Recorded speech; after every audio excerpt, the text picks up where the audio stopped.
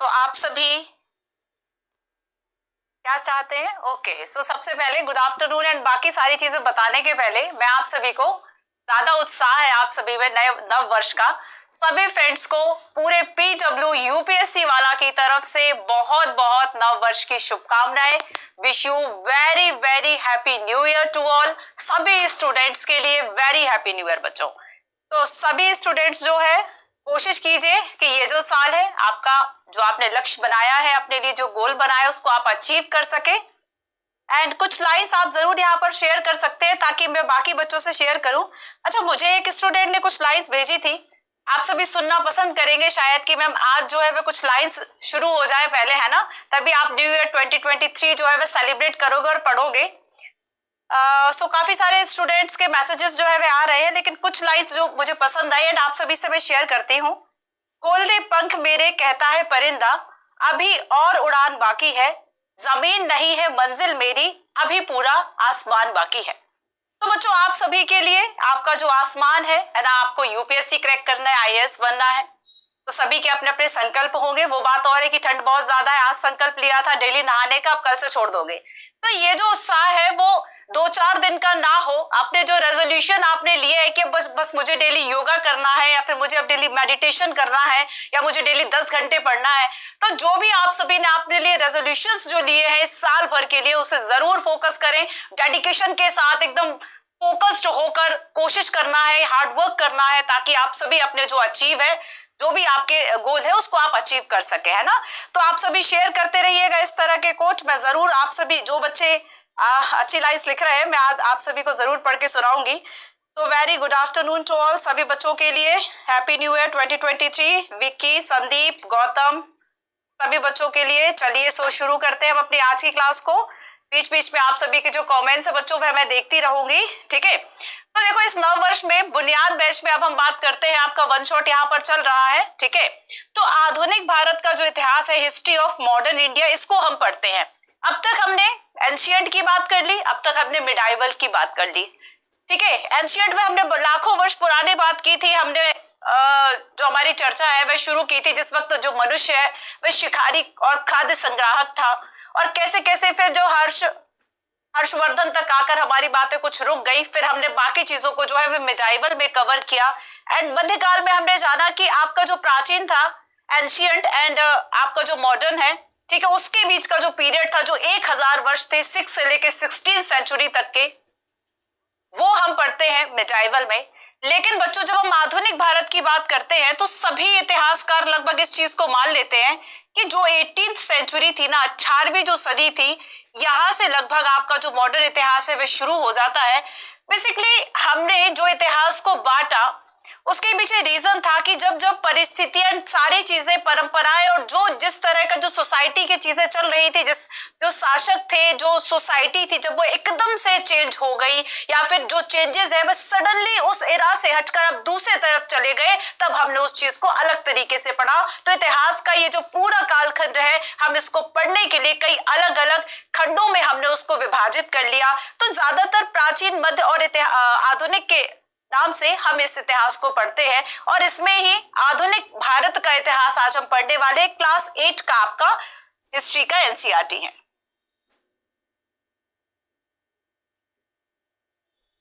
Class 8 वाला आपका history का ये एनसीईआरटी होगा, ठीक है।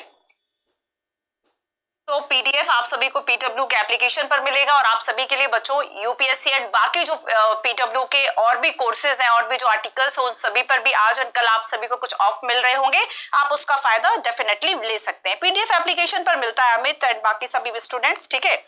चलिए so good afternoon, very good afternoon to all. अब शुरू करते हैं। मैम हैंड राइटिंग नोट्स कैसे मिलेंगे? जो मैं आपको ये करवाती हूँ यही तो प्रोवाइड करते हैं, ठीक है। चलो शुरू करते हैं।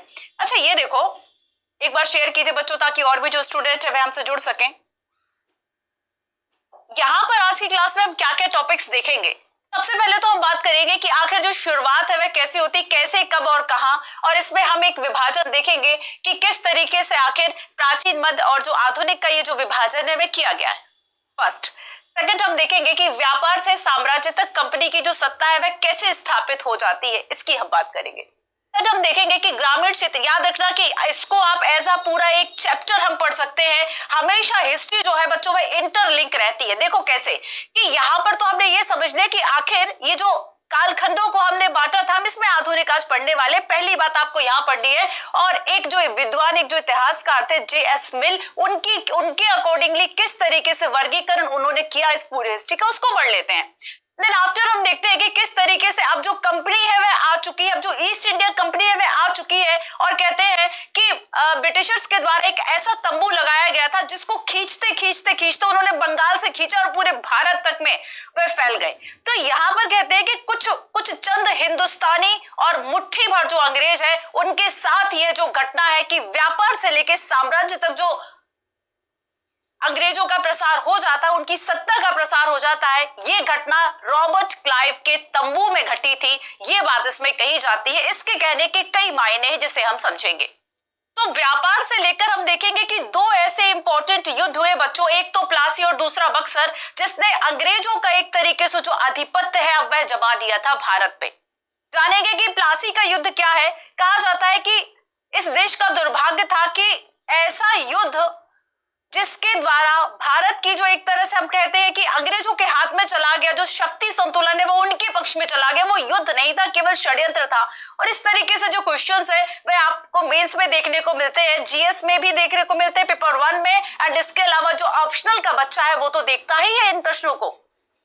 तो क्या प्लासी का युद्ध नहीं था, षड्यंत्र था? कुछ बातों की हम चर्चा करेंगे, कुछ क्वेश्चंस मैं आपको बताऊंगी, कुछ आंसर राइटिंग भी हम करेंगे, पीटी के जो क्वेश्चंस है वह देखेंगे, ठीक है, फ्लो चार्ट से भी समझेंगे, कुछ नोट्स हम देखेंगे।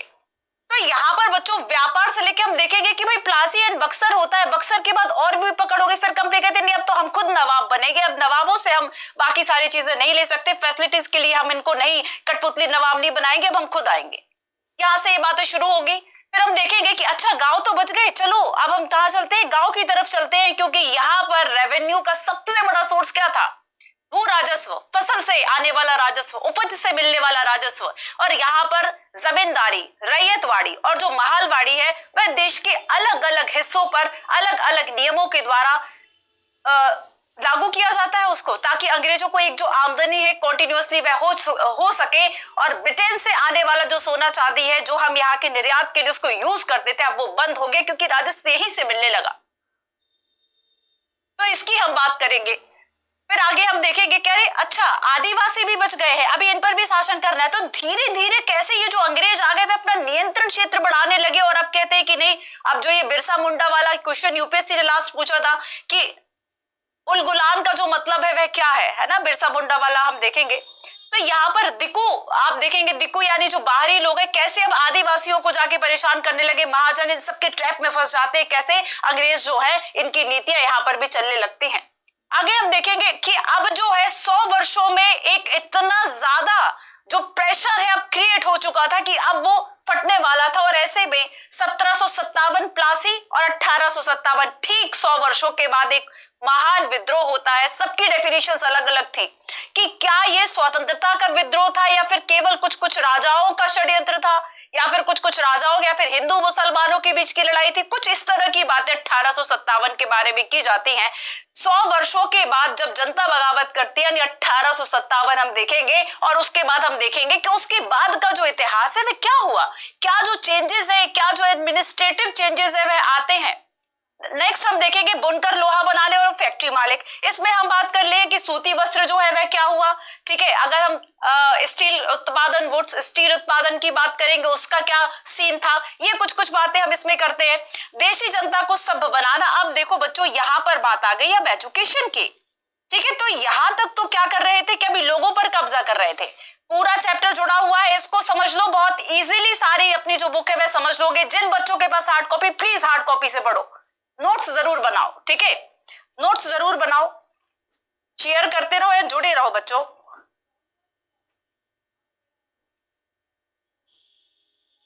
आप सभी के मैसेजेस मैं देखती रही हूं, देखती जाऊंगी बच्चों, डोंट वरी।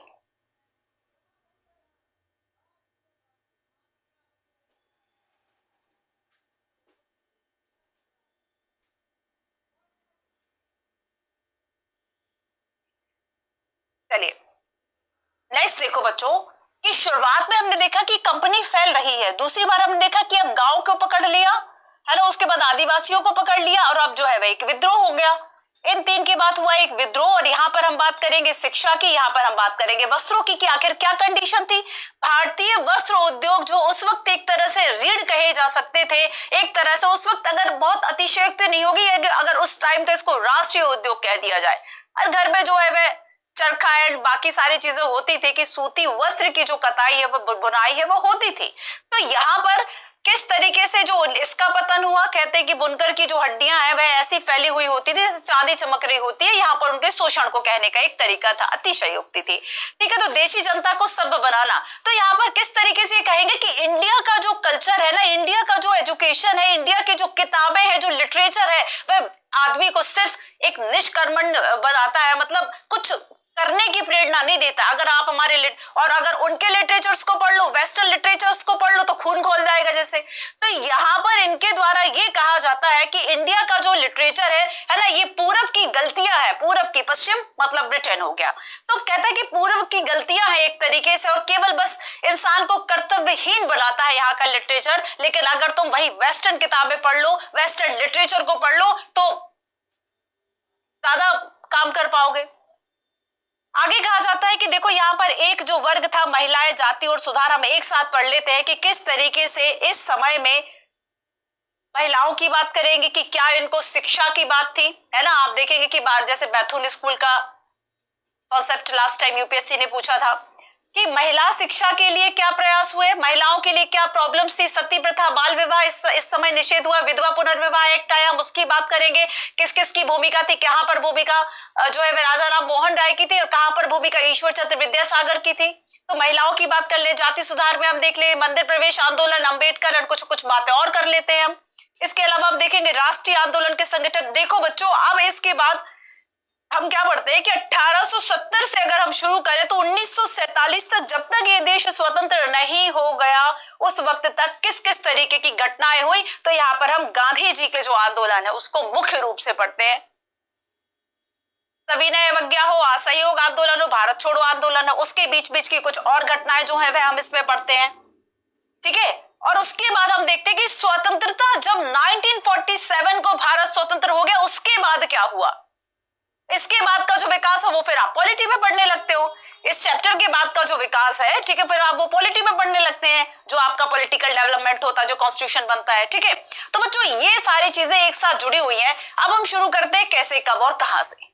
ठीक है, अब देखो बच्चों, ये जो क्वेश्चन, ये जो आपका चैप्टर है, ये बताता है आपको सबसे पहला कि देखो जो इंपॉर्टेंट चीजें होगी वो मैं बताने वाली हूं, सारी बातें हम नहीं करेंगे। फॉर एग्जांपल, इसमें सबसे ज्यादा इंपॉर्टेंट है कि हम अवधियां कैसे तय करेंगे और औपनिवेशिक का मतलब क्या होता है, इसमें हम ये दो बातें समझेंगे। ठीक है, तो देखो सबसे पहले बच्चों कि अगर हम ये देखें कि इतिहास में तारीखों का कितना महत्व है और कौन सी तारीखें इंपॉर्टेंट है, तो इसमें दो बातें आपको समझनी है। चलो तीन बातें समझ लेते हैं कि जब हम तारीखों की बात करेंगे तो लोगों को इतिहास एक बोझिल लग सकता है कि क्या है इसमें डेट्स ही तो याद करनी, केवल तारीखों का खेल है, ऐसा नहीं है ना, केवल तारीखों का खेल नहीं है, क्योंकि इसके अलावा और भी ऐसी घटनाएं हैं, और भी ऐसा विकास हुआ है जो आर्थिक, प्रशासनिक और बाकी सारी चीजें जिसको हम पढ़ते हैं। तो बेसिकली केवल तारीखों का खेल नहीं है, तारीखें महत्वपूर्ण हो सकती है। फॉर एग्जांपल, कोई राजा का शासन कब से कब तक रहा, उसके बाद उसके बेटे का शासन कब से कब तक रहा, या फिर राजा का जो हम बाकी के और राजा के जीवन की बातें करें तो वो तारीखें आपको इतिहास में मिलती है, तो वो चीजें इंपॉर्टेंट है। बट केवल तारीखें ही तो इतिहास नहीं है ना, केवल अच्छा ये बताओ, इतिहास के पिता किसको कहा जाता है। तो यहाँ पर बच्चों अगर हम ये मान ले कि तारीख है, और ये देखो कि अगर आप तारीख की बात करते हो तो क्या आप कोई एक ऐसी डेट बता सकते हो और आप ये कह दो कि नहीं इस दिन जो है वो ब्रिटिशों का नियंत्रण भारत पर हो गया था। तो बेसिकली तारीखें केवल कुछ एक हद तक इंपॉर्टेंट है, लेकिन जब ऐसी कोई घटना बतानी जो कि कई वर्षों में घटी हो, क्या आप अपने जीवन की कोई एक घटना बता सकते जिस वक्त आप ये कह दो कि नहीं अब मैं होशियार हो गया था? नहीं, वो चीज धीरे धीरे लाइफ की एक साइकिल, एक जर्नी, एक प्रोसीजर है जो कि चलता रहता है। आप चीजों से सीखते जाते हो, गलतियां करते जाते हो, सीखते जाते हो, फिर आप होशियार हो जाते हो, मिच्योर हो जाते हो। पर आप कोई एक ऐसी डेट नहीं बता सकते, मैं भी नहीं बता सकती कि मैं कब मिच्योर हुई, है ना। हो सकता है अभी भी ना हो सकता है आगे और जो चीजें है वह सीखने को मिले। डेफिनेटली जीवन यात्रा है, चलती रहती है ना। तो यहाँ पर बच्चों जब हम तारीखों की बात करते हैं कि आखिर में कितनी इंपॉर्टेंट है, तो हम देखते हैं कि कब इंडिया के लोगों ने किस दिन पहली बार चाय पी थी। क्या ऐसी कोई डेट है? नहीं है। तो इस तरह की चीजों को हम युगों में पढ़ते हैं, इस तरह की चीजों को हम कुछ घटनाओं में पढ़ते हैं, और इसलिए कोई एक ऐसी घटना हम नहीं पढ़ते इतिहास में कि इस दिन जो ब्रिटिशर्स है अब भारत पर इनका कब्जा हो गया था। ऐसी कोई एक घटना नहीं थी। घटनाओं का एकदम से बंच टाइप का है, गुच्छा टाइप का है। ठीक है, क्लियर है ये बात। अब हम पढ़ेंगे हम अवधियां कैसे तय करते हैं। तो जब तारीखों से आगे हम अवधि मतलब इस अवधि में ऐसा हुआ, इस 5 वर्षों की अवधि में ऐसा हुआ, इस 100 वर्षों की अवधि में ऐसा हुआ। 1857 की क्रांति जब हम पढ़ेंगे तब हम देखेंगे 1757 से लेके प्लासी से लेके जो आपका 1857 का जो विद्रोह होता है वो पहला एक ऐसा युद्ध था जिसे कि काल के नाम से जाना जाता है। बाकी युद्ध हमने कहा प्लासी का युद्ध था, बक्सर का युद्ध था। इस युद्ध को ही आखिर हमने ऐसा क्यों कहा कि 1857 का युद्ध था? क्योंकि यहाँ पर तारीख बहुत इंपॉर्टेंट हो गई थी। 100 वर्षों के बाद होने वाला ऐसा युद्ध था, ऐसा विद्रोह था जिसने अंग्रेजों की नींव हिला दी थी, है ना। और अंग्रेजों ने क्या कहा था कि जो ये जमींदार थे, जो ये स्थानीय राजा थे, ये हमारे लिए एक तरह से तड़ित चालक जो है वह सिद्ध हो गए, हमें बचा लिया, वरना हमारा बोरिया बिस्तर तो तभी बंद गया था। तो आगे हम बात करेंगे अवधियों में, हम जेम्स मिल की बात करेंगे। जेम्स मिल नहीं, जेम्स मिल की बात करेंगे कि जो जेम्स मिल है वो क्या कहते हैं, क्या सोचते हैं अवधियों को लेकर। और आगे हम बात करेंगे कि औपनिवेशिक का मतलब क्या होता है, कॉलोनियल का मतलब क्या होता है। अगर हम ये कहें कि हम ब्रिटिश उपनिवेश थे तो क्या मतलब है इस शब्द का। आगे हम देखेंगे कि हम किस तरीके से जानते हैं। तो हमें रिकॉर्ड रूम कुछ ऐसे मिल गए थे, ठीक है, कुछ सर्वे जो है वह कराया गया था जिसमें चीजें जो है वह पता चल गई कि अंग्रेजों ने क्या क्या जो घटनाएं है, क्या क्या जो काम है वह इस देश के लिए किए, इस देश में रह के किए, है ना। और भी जो चीजें हैं, तो ये सारे जो रिकॉर्ड रूम है वो सब बनाए गए थे, ऑफिस उनके थे, उनके जो खत जो है वह ब्रिटेन से इधर उधर जाते थे, जो ऑफिशियल लेटर्स, तो उन सबसे हमें जानकारी मिल गई कि उन्होंने कब कौन से एक्ट पारित किए एंड बाकी सारी चीजें, तो वो सारी जानकारियां हमें वहां से मिल गई। याद करो प्राचीन समय में हमने बात की थी, प्राचीन एंशियंट की हमें जानकारी कैसे मिली थी। एंशियंट की जानकारी हमें मिल रही थी कि हमने मेहरगढ़ की बात कर लो, महापाषाण की बात कर लो, है ना, कि जिस तरीके से जब जमीन के नीचे खोदा गया तो वहां पर कब्र मिली, उससे समझ गए कि ठीक है ये महापाषाण का समय था, लोहे की खोज हो चुकी थी क्योंकि लोहा कब्र में मिल गया। सोशल इनइक्वालिटीज थी क्योंकि एक कब्र में लोहा, दूसरे में मन के मिल गए, दूसरे में मोहरे मिल गई टाइप से। ठीक है, आगे हमने बात की कि जब हमने मिडाइवल एरा की बात की तो वहां पर हमने मैन्युस्क्रिप्ट्स को देखा कि पहले जो जानकारी आपको इंस्क्रिप्शन से मिल रही थी, अभिलेख से मिल रही थी, अब वो जानकारी आपको पांडुलिपियों से मिलने लगती, मैन्युस्क्रिप्ट से मिलने लगती, क्योंकि अब कागज का आविष्कार हो चुका था। तो ये मिडाइवल की बात हो गई। मिडाइवल एंड एंशियंट भूल मत जाना बच्चों, वो भी आपने पढ़ रखा है ऑलरेडी, है ना। तो मिडाइवल एंड उसके आपके पास शायद आई थिंक 5 वीडियोस अवेलेबल है, 5 या फिर 4 वीडियोस, है ना, देख लीजिए बच्चों, देख लेना आप सभी। तो वहां पर वो 2-3 वीडियोस में आपको ये बताया गया है कि जो मिडाइवल है आपका 1-2 पार्ट 3 पार्ट में है शायद। तो मिडाइवल में हमने काफी चर्चा की, उसकी सोर्स की जानकारी हमें कैसे मिली, कैसे मिडाइवल की जानकारी हमको मिल गई। लेकिन जब हम बात करेंगे कि हमें आधुनिक की जानकारी, तो आधुनिक के लिए हमें कहीं पर ऐसा नहीं कि कहीं पर खुदाई करने गए तब हमें पता चला कि ब्रिटिशर्स का कभी नियंत्रण था। अभी की बात है, 200 वर्ष पुरानी बात है। ठीक है, तो ऐसे में हम देखेंगे कि हम किस तरीके से जानते, तो ऐसे रिकॉर्ड रूम्स जो है वह रखे गए थे। अब चलो एक कॉन्सेप्ट पढ़ते हैं जेम्स मिल का, जेम्स मिल का। चलो इसका आंसर करो जरा, देखो इसको बच्चों, शेयर करते रहो और क्लास में बने रहो। नए साल की क्लास है ना, पूरा आधुनिक इतिहास हमें पढ़ना है।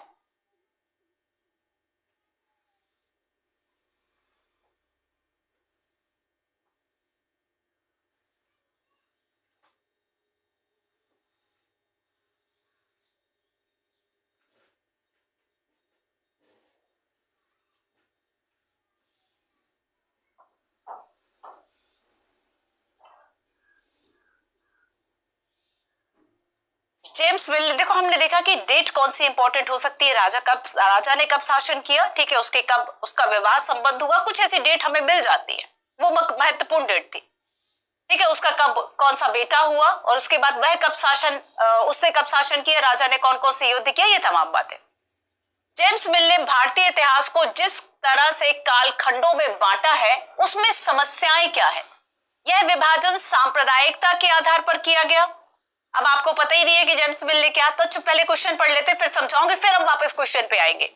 यह काल विभाजन औपनिवेशिक विचारधारा पर आधारित था और इस काल का विभाजन का उद्देश्य था भारतीयों को अलग अलग पहचान देकर फूट डालना।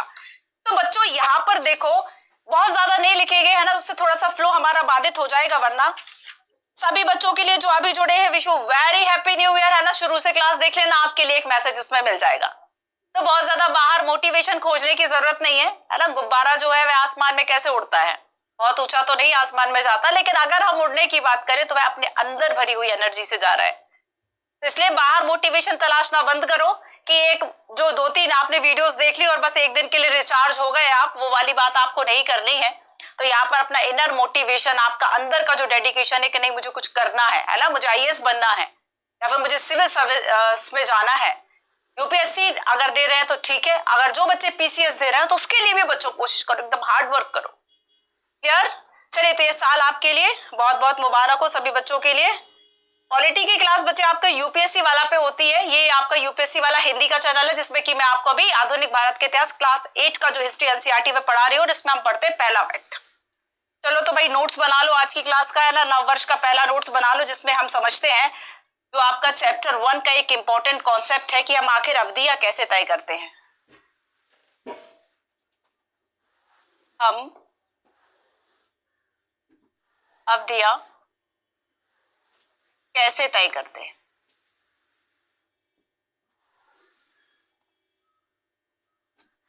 हम अवधियां कैसे तय करते हैं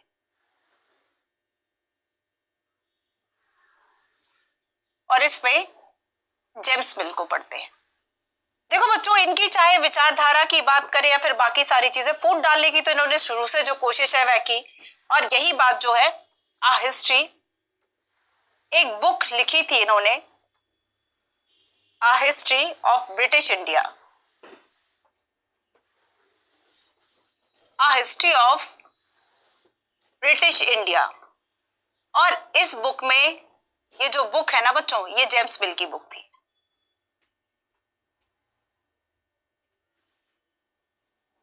जेम्स मिल की बुक थी। इसमें इन्होंने कहा कि भारत का जो इतिहास है ना वह हम 3 कालखंडों में बांट सकते हैं। और जानते हैं उन्होंने कौन से 3 कालखंड बांटे?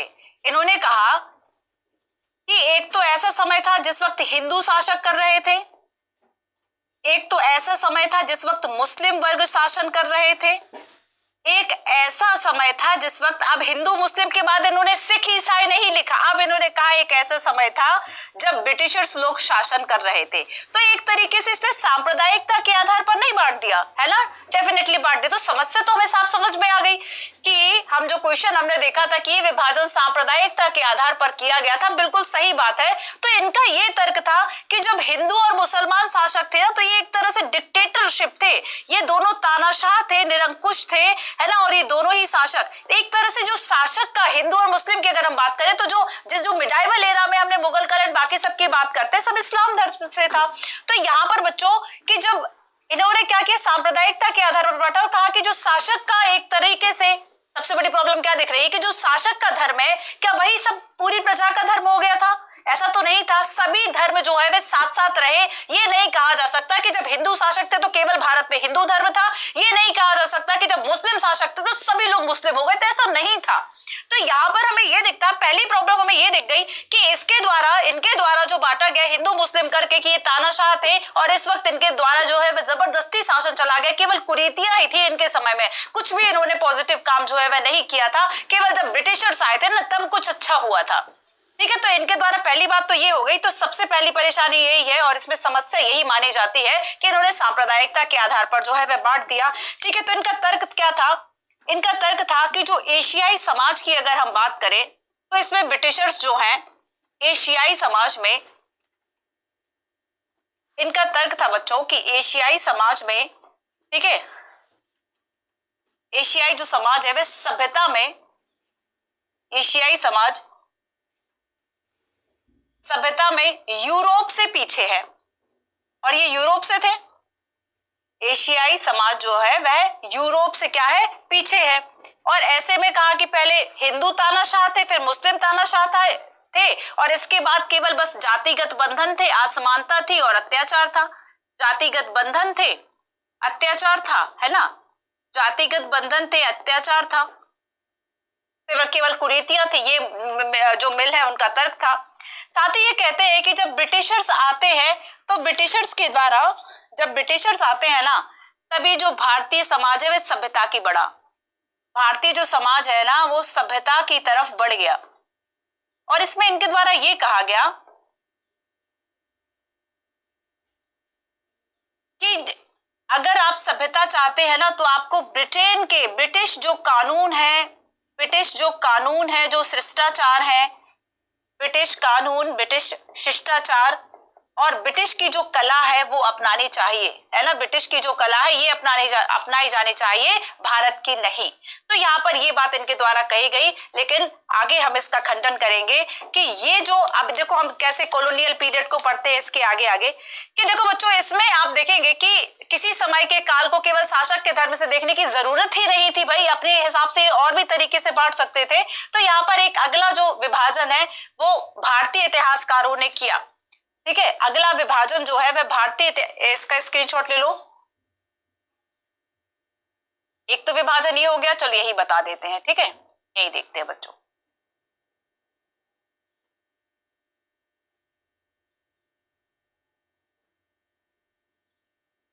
अगला जो विभाजन है वो भारतीय इतिहासकारों ने किया।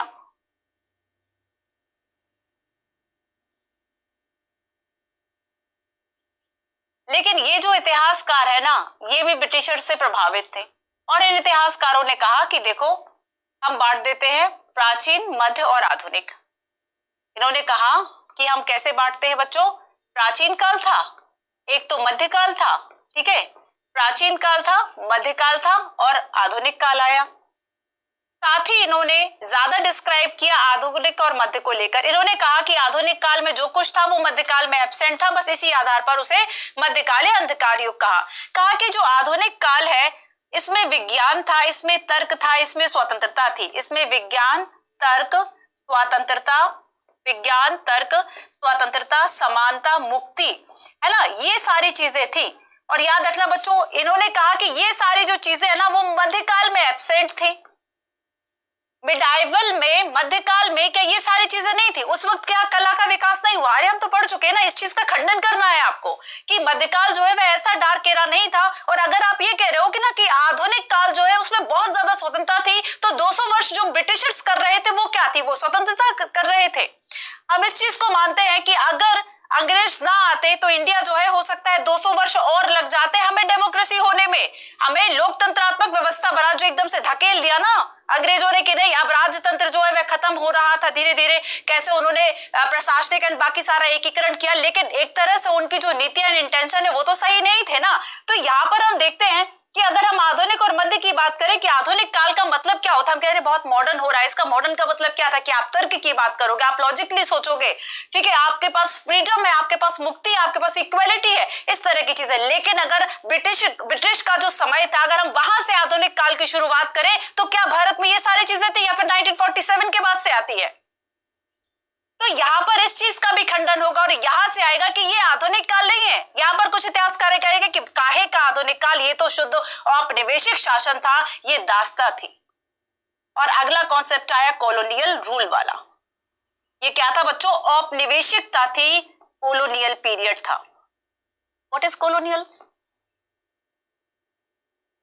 व्हाट इज कॉलोनियल मतलब क्या है? औपनिवेशिक का, औपनिवेशिक का मतलब है जब एक देश, मान लो हम इंडिया की बात करें, इसका मतलब है जब एक देश, है ना, जो कि हम भारत कहते हैं, जब एक देश दूसरे देश के नियंत्रण में, दूसरा देश हम ब्रिटेन कहते हैं, है ना, इसके नियंत्रण में, इसके दबदबे में, इसके ट्रेनिंग में, इसके दबदबे में अपने यहां जो परिवर्तन है वह हर तरीके के कर ले।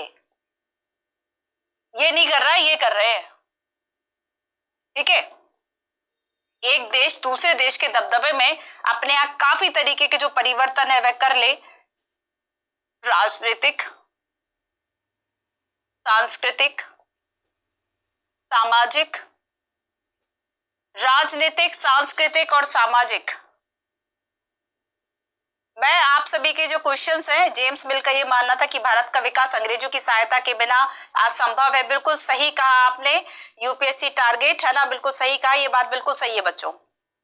चलिए, तो यहाँ पर क्या है बच्चों कि जब एक देश दूसरे देश के प्रभाव में अपने यहाँ सारे इस तरह के जो परिवर्तन है वह कर लेता है, उसे औपनिवेशिक जो व्यवस्था है, औपनिवेशिक जो दास्ता है, वह इसे कहा जाता है। ठीक है, तो ये क्या थी, ये कॉलोनियल की एक प्रक्रिया है, control by on power over a dependent area. So ये कॉलोनियल पीरियड था।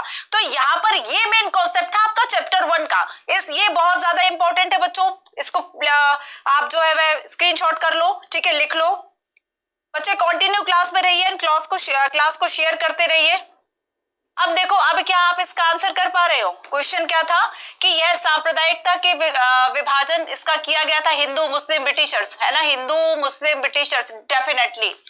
काल विभाजन औपनिवेशिक विचारधारा, बिल्कुल सही बात है। उद्देश्य था भारतीयों को अलग अलग पहचान देकर फूट डालना। आप देखो, अब कोई जैसे हिंदू है वो कैसे मान लेगा कि ये पूरा जो समय था वह इस्लाम का समय था, वो तो अपने ही गुणगान करेगा ना कि नहीं हमारे ये राजा जो है, शासक जो है वह हुए थे। तो यहाँ पर इस तरीके से फूट डालने जरूरत क्या है? ठीक है, जो शासक वर्ग उस वक्त मजबूत था उसने शासन किया, डजंट मैटर किस धर्म का था।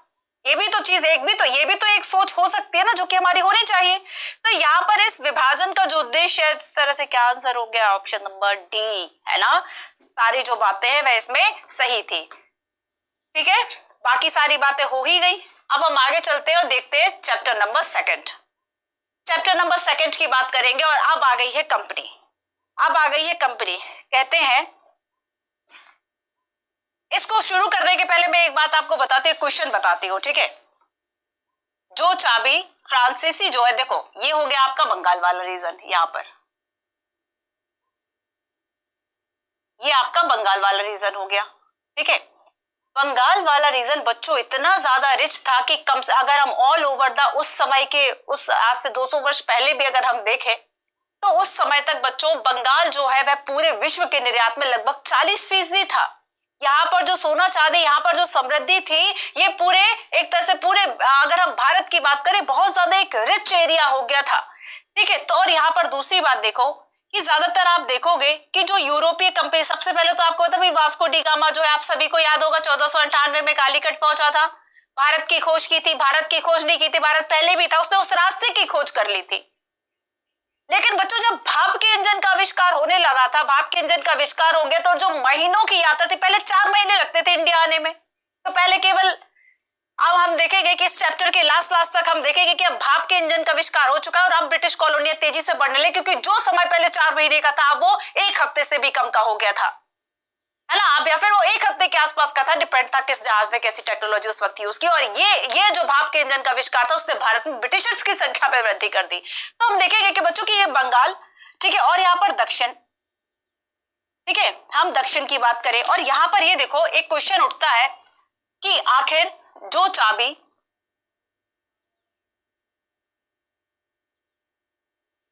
बहुत सारे क्वेश्चन मैं बीच बीच में बताती जाऊंगी, जो चाबी फ्रांसीसी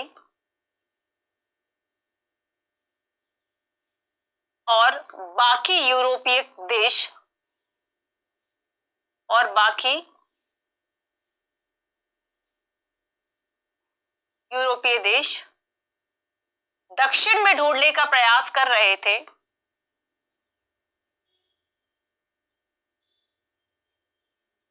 दक्षिण में खोजने का प्रयास कर रहे थे,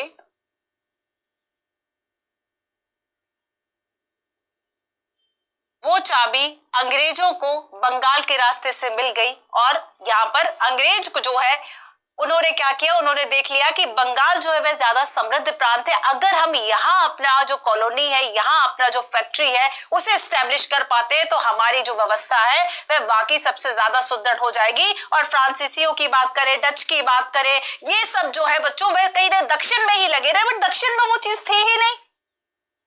तो जिस भारत विजय की जो चाबी थी, जो फ्रांसीसी बाकी कंपनियों ने यहां खोजने की कोशिश की थी, वो तो बंगाल में थी। और अंग्रेजों ने इस चीज को सोच लिया था, भाप लिया था, उन्हें पता थी ये बात, और उनके द्वारा उनके जो होमवर्क, उनकी जो रणनीति, जो फ्रेमवर्क थे वो इतने अच्छे थे कि उन्होंने भारत पर आने से पहले सारा होमवर्क कर लिया था। तो यहाँ पर आप सभी को भी होमवर्क करना है, ठीक है। तो आप सभी को क्या करना है, यूपीएससी के लिए स्ट्रैटेजी बना के ठीक तरीके से फ्रेमवर्क करना है, जैसे अंग्रेजों की तरह एकदम। तो यहाँ पर बच्चों ये जो भारत विजय की जो चाबी थी अंग्रेजों ने यहाँ पर ढूंढने की कोशिश की और वो सक्सेस भी हो गए। ठीक है, अब आगे हम देखते हैं कि आखिर पूर्व में ईस्ट इंडिया कंपनी का आना। ठीक है, पहली बात हम देखेंगे कि अब जो है महारानी एलिजाबेथ ने 1600 के आसपास जो है ईस्ट इंडिया कंपनी एक ब्रिटिश कंपनी जो ईस्ट इंडिया कंपनी इसको व्यापार करने के लिए भारत भेजा और ये कहा कि तुम जो है वहां से चीजें लेकर आके आप लोग ब्रिटेन में भेजो, जितनी चाहे जो कीमत है उस पर बेचो, आप सेल करो और आपके अलावा कोई और कंपनी वहां पर व्यापार नहीं करेगी। तो इसलिए ईस्ट इंडिया कंपनी जो व्यापार करने के लिए आई थी, लेकिन धीरे धीरे इसने अपनी राजनीतिक सत्ता को डेवलप करना शुरू कर दिया। आगे हम देखेंगे कि इसने बंगाल में जो व्यापार है वह शुरू कर दिया, एक बनाकर एक क्या कहते हैं वेयर हाउस बनाकर, फैक्ट्री बनाकर। फैक्ट्री का मतलब था जो व्यापारी आए थे ना ईस्ट इंडिया कंपनी को, उनको फैक्टर कहा जाता था। जहां पर वो रुकने लगे वो शब्द आ गया फिर फैक्ट्री, वहां पर उनके रहने की जगह। फिर यहां से वेयर हाउस बनने लगे जहां पर निर्यात के लिए सामान रखा जाने। फिर उसी चीज को किलाबंदी ये करने लगे, जब ज्यादा लोग हो गए अंग्रेज लोग उसको किलाबंदी करने लगे, सुरक्षा घेरा डालने लगे और ऐसे करते करते एक जो व्यापारिक कंपनी है पहले ये बंगाल पर जाती है और उसके बाद फिर हम देखें दक्षिण में आएगी, मैसूर में जाएगी, मराठों से लड़ेगी और उसके बाद वॉरेन हेस्टिंग्स जैसे एंड बाकी सारे लोग आएंगे, वो सर्वोच्चता का दावा करेंगे कि अब चूंकि हम सबसे ज्यादा शक्तिशाली है भारत में इसलिए हमसे पूछकर सब कुछ करो। और धीरे धीरे जो सत्ता है आगे उनकी बढ़ती जाती है। बाकी हम देखेंगे कि आंग्ल मराठा युद्ध होते हैं, आंग्ल मैसूर युद्ध होंगे, टीपू लड़ेगा, फिर उसके हैदर अली लड़ेगा, फिर उसके बाद उसका पुत्र आएगा टीपू सुल्तान, बाद में श्रीरंगपट्टनम की संधि होगी और उसके बाद जो मैसूर है उस पर सहायक संधि जो है वह थोप दी जाएगी, अंग्रेज उसको अपने नियंत्रण में लेंगे, फिर जाएंगे मराठा विजय के लिए, फिर जाएंगे और भी आगे। तो इस तरीके से इनके द्वारा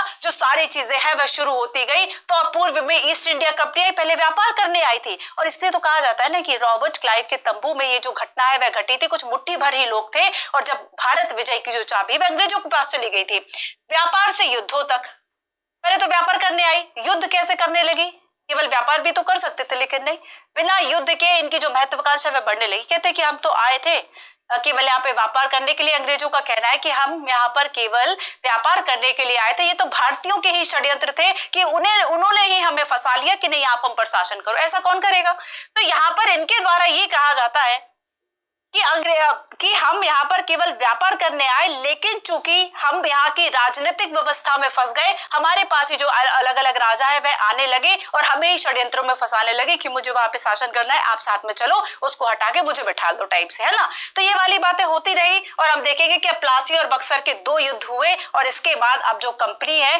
वह उसके बाद कैसे कंपनी अफसर बन जाती है, कंपनी कैसे एक अफसर या नवाब बन बैठी, अब इसके हाथ में दीवानी अधिकार आ गए। अब आगे देखो क्या हुआ, कंपनी का फैलता शासन। यहां तक तो कंपनी बंगाल तक थी बच्चों, जो मैंने आपको ये जगह बताई ना, यहां तक कंपनी यहां पर ही है। ठीक है, प्लासी बक्सर के बाद हम देखेंगे कि उसका जो विस्तार है वह बंगाल के आसपास के ही जो क्षेत्र है यहाँ पर हो रहा है। यहाँ पर जो अब वो व्यापार करी बिना शुल्क के, कुछ रियायतें जो है कंपनी को मिलने लगी, साठगांठ इसकी और हो गई। तो यहाँ पर अभी तक केवल इसी की बात थी, लेकिन अब देखो आगे क्या होगा। अब ये जाएंगे टीपू सुल्तान मराठों से लड़ने। अब ये कहां पर जा रहे हैं, इसके बाद हम देखेंगे कि जो मालाबार तट है यहाँ पर टीपू सुल्तान, हैदर अली, इन सब थे। ठीक है, और उसके बाद किस तरीके से जब ये हम देखेंगे कि मैसूर जो है, ठीक है, इन्होंने कहा कि नहीं हैदर अली एंड टीपू कि अब हम जो है इनको रियायतें नहीं देंगे, हमारे यहाँ के जो व्यापारी है इनसे मसाला नहीं खरीदेंगे, नहीं बेचेंगे इनको मसाला, और हम यहाँ से, ये जो मेन निर्यात का तट था, इस तट से हम निर्यात नहीं होने देंगे अंग्रेजों की वस्तुएं। अब यहां से ये लोग जो है वे सीधे युद्ध में उतर आए कि अब व्यापार तो गया साइड में, अब हम पहले लड़ेंगे। तो यहां पर इस तरीके से हम देखेंगे कि 1 2 3 एंड 4 जो युद्ध है वह आंग्ल मैसूर युद्ध हुए। आंग्ल मैसूर युद्ध हुए, क्या कारण थे, कौन लड़ा, क्या संधि हुई, वो बात की बात है। अब इस कॉन्सेप्ट को समझो। इसके बाद जब इनका अब ये बहुत जोश में आ गए और उसके बाद आगे चल दिए और यहाँ पर जो मराठों का जो यहाँ पर जो क्षेत्र था, ठीक है, अब मराठों के क्षेत्र में जाएंगे। तो इस तरीके से हम देखेंगे कि आंग्ल मराठा जो युद्ध है यह भी काफी होते हैं। ठीक है, तो आंग्ल मैसूर युद्ध, आंग्ल मराठा युद्ध, और इसके बाद एक तरह से इनके हिस्से में देखो ये पूर्व वाला भी कुछ एरिया पहले से ही था, फिर ये बंगाल वाला एरिया हो गया, फिर ये मैसूर वाला एरिया हो गया, फिर मराठा वाला एरिया हो गया। ठीक है, फिर इन्होंने धीरे धीरे जो है वह दिल्ली तक पहुंच कर ली। 1857 में आप देखोगे कि 1857 में इन्होंने जो घोषणा है वह कर दी थी उसके पहले कि अब जो बहादुर शाह जफर है वह अंतिम नवाब होंगे, इसके बाद राजकुमार बन जाओ, नवाब नहीं बनोगे, लाल किले को खाली कर दो, अब लाल किला जो है ब्रिटिशर्स का होगा। तो यहां से जो इस तरह से समीकरण सारे अपने बनते चले गए, ठीक है। तो मराठों से लड़ाई, और फिर उसके बाद वॉरेन हेस्टिंग्स कहता है कि सुनो, अब चूंकि हम सबसे ज्यादा है, सबसे ज्यादा एरिया पर है, इसलिए अब जो राजा है वे आपस में बातचीत नहीं करेंगे, हमें बताओगे क्या है, ठीक है। हमसे युद्ध एंड बाकी सबकी जो परमिशन है वह लोगे, हमसे पूछकर काम करोगे, क्योंकि हमारा जो एरिया है वह सबसे ज्यादा है। तो एक सर्वोच्चता का दावा ठोक दिया। देन उसके आगे हम देखेंगे कि अब देखो, चाहे हम विलय नीति की बात करें, सहायक नीति की बात करें, और एक पूरे नए शासन की स्थापना हो जाती है ठीक तरीके से। चाहे हम फौजदारी व्यवस्था को देख ले, प्रशासनिक व्यवस्था को देख ले, राजस्व व्यवस्था को देख ले, अब अपने अकॉर्डिंगली जो है वह अंग्रेजों ने कर लिया। ये था आपका पूरा चैप्टर। आई होप आपको समझ में आया। कितने बच्चों को समझ में आया? चलो आप सभी के थोड़े से कॉमेंट्स देख लेती हूँ, ठीक है। कितने बच्चों को समझ में आया?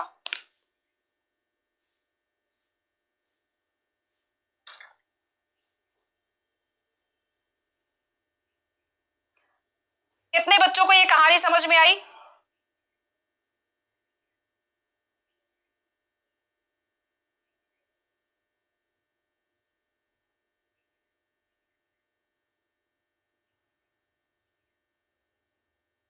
ओके, वेरी गुड, अच्छी बात है। पंकज, अमित, खुशबू, पार्वती, वैष्णवी आ गया, अर्पिता, रागनी, वेरी गुड, अजय, ठीक है। तो अब देखो बच्चों, आगे क्या होता है, ये शुरुआत। अच्छा ये बताओ, अब इसको हम थोड़ा सा मिडाइवल से जोड़ लेते हैं, ठीक है। ध्यान से सुनना, अभी तक हमने मध्यकाल में क्या पढ़ा था, मिडाइवल से अब हम इस चैप्टर पे आए। देखो बच्चों, मध्यकाल में हमने क्या पढ़ा, मध्यकाल का लास्ट चैप्टर किस किस को याद है? कौन बताएगा? मैं आप सभी के कमेंट्स देख रही हूं, ये बताओ कि मध्यकाल का जो लास्ट, ऐसी कौन सी घटना थी जो आप इसके ऊपर रखना चाहोगे? मध्यकाल की ऐसी कौन सी घटना थी जो आप इसके ऊपर रखोगे? जल्दी से बताओ।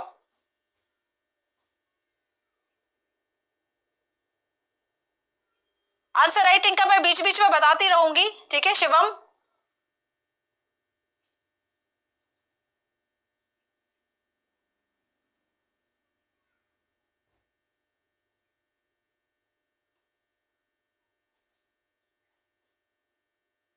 किसी ने नहीं बताया अभी तक?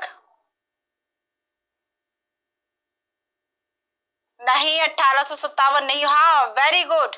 दीक्षा ने एक वर्ड लिखा है, दीक्षा बिल्कुल सही। एंड यूपीएससी वाला 2.0 आपका भी सही है, वेरी गुड। अभिषेक, आपने भी सही लिखा है, वेरी गुड, वेरी गुड। चलो, कुछ बच्चों को तो याद है, बाकी सब तो टाइम पास कर रहे हैं, है ना। तो बच्चों, 1707 में औरंगजेब की जो मृत्यु हुई थी, और औरंगजेब की मृत्यु के बाद इसके जो उत्तराधिकारी थे, नालायक थे, एक तरीके से, नालायक तो नहीं कहेंगे, अच्छे ही थे, लेकिन फिर भी औरंगजेब की मृत्यु के बाद भी देखो, 1707 के बाद भी 1857 तक मुगल सम्राट जो है वह भारत का एक तरीके से अखिल राजा जो वह कहलाता था, ठीक है। तो यहाँ पर देखो बच्चों कि इसके बाद भी चलता तो रहा, लेकिन उतने स्ट्रॉन्ग नहीं थे। इसके बाद लगातार जो सीमाएं है ना, औरंगजेब के बाद मुगल शासकों की जो सीमाएं वे कमजोर होती गई। क्यों? क्योंकि लास्ट चैप्टर में हमने पढ़ा था कि बंगाल हो, हैदराबाद हो, या फिर और भी अवध हो, ठीक है। तो इस तरीके के राज्य मुगलों के अंतर्गत ही स्वतंत्र हो गए।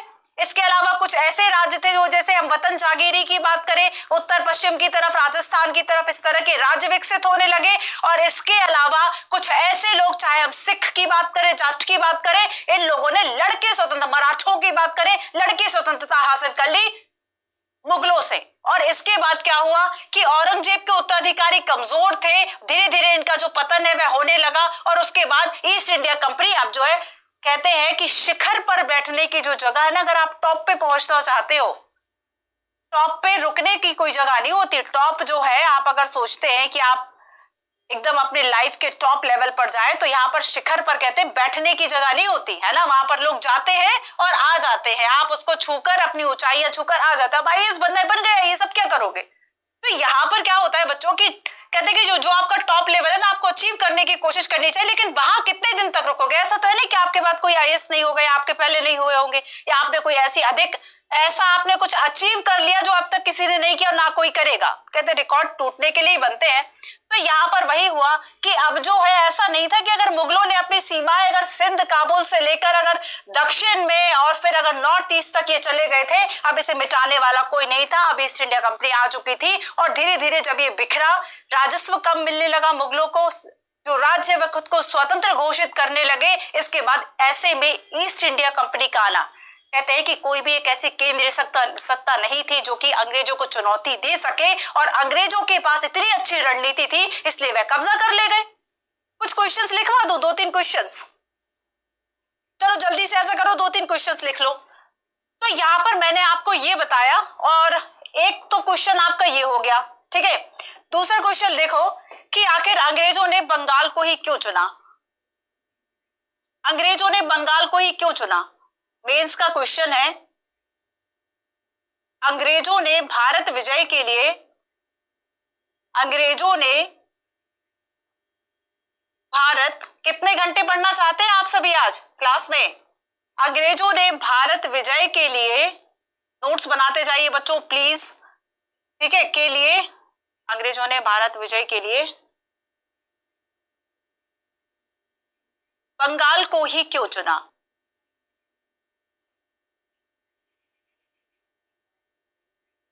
150 शब्दों में लिखना, ठीक है। अच्छा ये देखो बच्चों कि उस वक्त की अगर हम बात करें तो बंगाल जो है वह सबसे ज्यादा समृद्ध प्रांत था।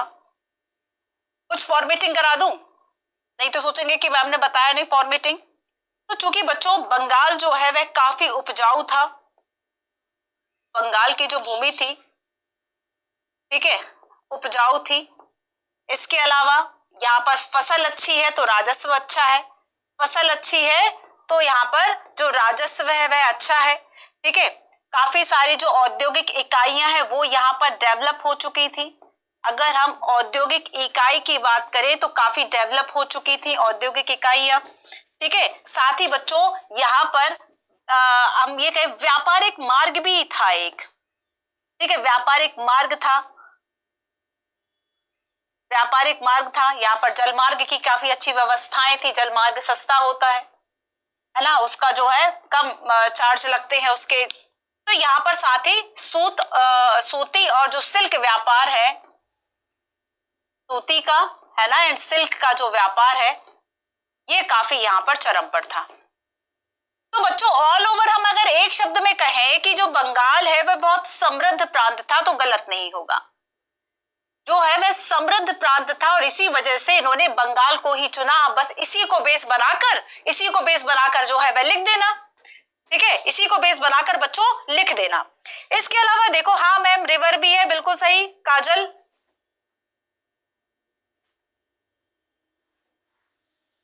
क्लियर है, एक क्वेश्चन ये हो गया। अच्छा ये बताओ, लास्ट मैंने आप सभी को पूछा था कि पानीपत में ही क्यों युद्ध हुए। एक क्वेश्चन और जो मैंने आपको लास्ट में पूछा था, पानीपत में ही युद्ध क्यों हुए? जल्दी से बताओ, आपके जो कमेंट होंगे वह मैं लिखूंगी यहाँ पर। पानीपत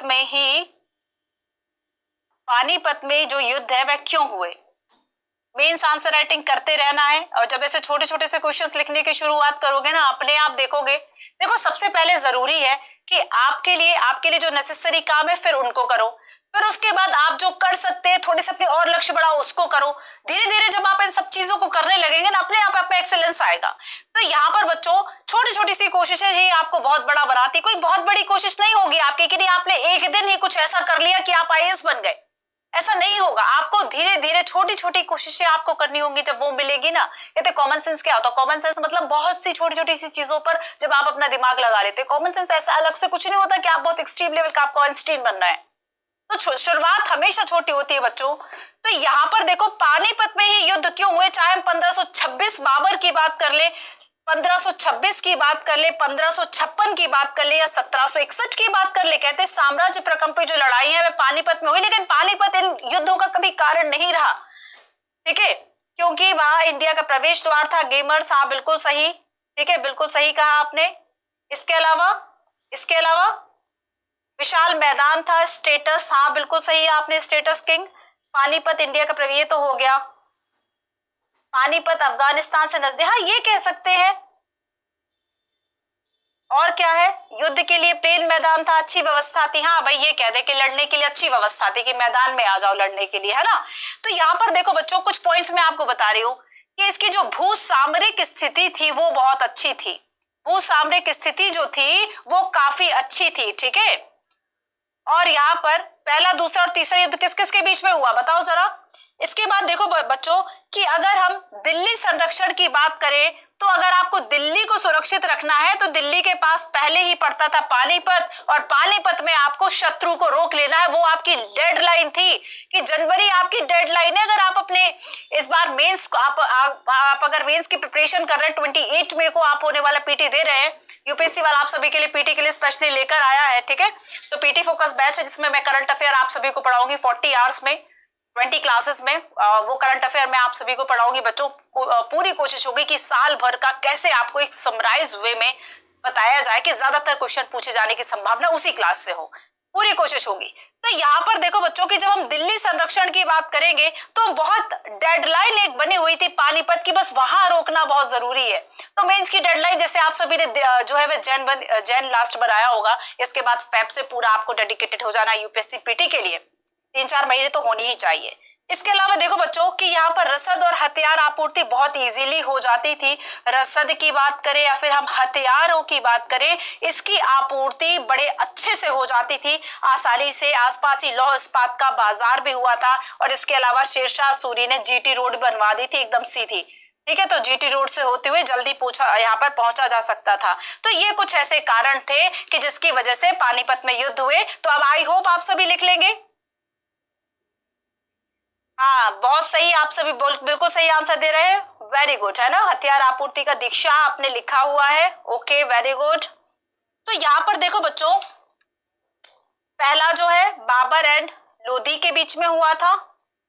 सेकंड आप देखेंगे अकबर हैमू के बीच में हुआ था। तीसरा मराठा और अब्दाली के बीच में हुआ था। पानीपत के तृतीय युद्ध ने ये तय नहीं किया था कि भारत पर शासन कौन करेगा, बट ये जरूर कर दिया था कि कौन नहीं करेगा। इसमें आपको मराठों की हार बता देनी है। इसी तरीके से यूपीएससी क्वेश्चन पूछता है, आपको अगर सारी चीजें फैक्ट एंड फिगर पूरी कहानी के रूप में पता है ना, आप उसका निचोड़ बस निकालो। अब यूपीएससी जो क्वेश्चन पूछा वो सीधे सीधे आपसे नहीं पूछा कि ये बताओ पानीपत के 3 युद्ध कौन से थे। उसने पूछ लिया कि पानीपत के तृतीय युद्ध ने ये तय नहीं किया कि भारत पर शासन कौन करेगा, ये जरूर तय कर दिया कि कौन नहीं करेगा।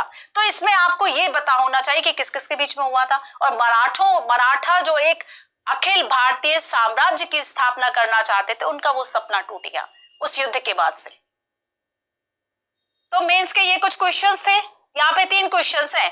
जो चाबी फ्रांसीसी और बाकी यूरोपीय कंपनियां दक्षिण में ढूंढ रही थी, वो बंगाल में करके ये हीरो बन गए, ठीक है, अंग्रेज हीरो बन गए, याद रहेगा। अब हम आगे चलते हैं, आओ एक मैप दिखाती हूं। देखो बच्चों, ये जो मैप है ना, ये 1797 का मैप है। और इस मैप में जो ये येलो वाला पार्ट है ना, ये जो येलो वाला पार्ट है बच्चों, ये ब्रिटेन का पार्ट है, ठीक है। तो देखो पहले ये कहां पर आए, ये मद्रास वाला रीजन, ये वाला रीजन, ये वाला रीजन हैदराबाद, और ये बनारस कलकत्ता, ये वाला रीजन, ठीक है। अब ये जो है 1840 का भारत का मैप है। और अब इसमें येलो वाला पार्ट देखो जरा, ये देखो यहाँ पर इनने अपना पूरा विस्तार जो है वे कर लिया था। ये वाला एरिया यहाँ भी पहुंच गए थे, दिल्ली आगरा वाली जगह पर यहाँ भी पहुंच गए थे। और ये जो मैप है ये आपका 1857 का मैप है। और 1857 में देखो, ठीक है, ये 1857 में देखो, और इसका जो विस्तार है वह इस उत्तर पश्चिमी सीमा, पहले यहाँ पर ये जो पार्ट है वह नहीं था, अब ये वाला पार्ट भी हो गया। तो इस तरीके से 1857 का ये मैप था। अब जो यहाँ पर ये जो रेड बचा हुआ था ना, है ना, ये इनके लिए जो खतरा था ब्रिटेन के लिए, ब्रिटिश के लिए, जो यहाँ पर बाकी सत्ता थी उसको और खत्म करने का इनका जो प्रयास था वह चलता रहा अलग अलग युद्धों की तरफ से। सभी को समझ में आया? इतना आप सभी बच्चों को समझ में आया? चलो अब चलते हैं और थोड़ा सा समझने की कोशिश करते हैं कुछ इंपॉर्टेंट फैक्ट के माध्यम से, ठीक है। सबसे पहली बात सुनो बच्चों कि जब हम ये कहेंगे फर्स्ट, पूर्व में ईस्ट इंडिया कंपनी, पूर्व मतलब इंडिया की बात हो रही है, पूर्व की तरफ, पूर्व में ईस्ट इंडिया कंपनी का आना। तो इसका जो आना है ये कैसे तय हुआ कि जब एलिजाबेथ ने एक चार्टर दिया ईस्ट इंडिया कंपनी को कि जाओ भारत के साथ व्यापार करो 1600 में, ईस्ट इंडिया कंपनी को, है ना, वहां की जो रानी थी उन्होंने चार्टर या अनुबंध पत्र आप कह सकते हैं ना, एक अनुबंध पत्र जो है वह दे दिया कि जाओ अगले 50 वर्षों तक या 100 वर्षों तक जो भी है, एक जो अनुबंध है, अनुबंध पत्र जो है, लेटर जो है वह दे दिया कि आप जो है वह भारत से व्यापार करेंगे। ठीक है, तो यहाँ पर एलिजाबेथ प्रथम ने पूर्व से व्यापार का एकाधिकार जो है वह ईस्ट इंडिया कंपनी को दे दिया। मोनोपोली हो गई बच्चों। ठीक है, जो एकाधिकार है, समझ में आ रहा है आप सभी को? एकाधिकार ईस्ट इंडिया कंपनी का हो गया और ये कहा इसमें कि भारत से व्यापार करो, भारत से व्यापार, और जो वस्तुएं हैं किसी भी कीमत पर खरीद कर, किसी भी कीमत पर खरीद और बेच सकते हैं, किसी भी कीमत पर क्रय विक्रय लिख देती हूं। ठीक है, अकाउंट की भाषा में, वैसे भी एमकॉम किया है मैंने। तो बच्चों क्रय विक्रय हो गया आपका।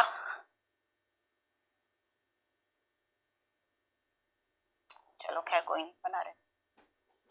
तो यहाँ पर क्या हुआ बच्चों कि इनके द्वारा जो क्रय विक्रय है वह किया गया, और याद रखना कि कोई और व्यापारिक प्रतिस्पर्धा इनसे नहीं कर सकता था। मोनोपोली थी, व्यापारिक प्रतिस्पर्धा नहीं कर सकता था। ठीक है, प्रॉब्लम यहां तक नहीं थी, अब प्रॉब्लम शुरू होगी। और जानते हो प्रॉब्लम कब से शुरू हुई? प्रॉब्लम जो है वह शुरू हो गई बच्चों जब हम देखेंगे कि केप ऑफ गुड होप जो था ना, आशा अंतरीप जिसको कहा जाता था, उससे होकर भारत में और भी जो कंपनियां हैं वह आने लगी, अन्य यूरोपीय कंपनियां। अब बाकी यूरोपीय कंपनी आएंगे तो क्या इससे भारत में व्यापार बढ़ जाएगा, या भारत में जो मसाले उग रहे हैं वो डबल उगेंगे? तो यहाँ पर अन्य यूरोपीय जो कंपनी है बच्चों, ये भी आने लगी, और अब इनके द्वारा भी एक तरह से जो प्रतिस्पर्धा है वह की जाने लगी, एक दूसरे को गिराने की होड़ में हो गए। तो पहले तो व्यापारिक प्रतिस्पर्धा थी, फिर एक दूसरे के जहाज डुबोनों तक में इनका जो हाथ है वह हो गया। तो यहाँ पर देखो बच्चों कि जब 1498 में वास्को डिगामा आता है, उसके बाद और भी जो पुर्तगाली एंड बाकी सब कंपनियां है वह बताता है कि यहाँ के बिजनेस में अच्छा लाभ है, चलो यहाँ चलते हैं।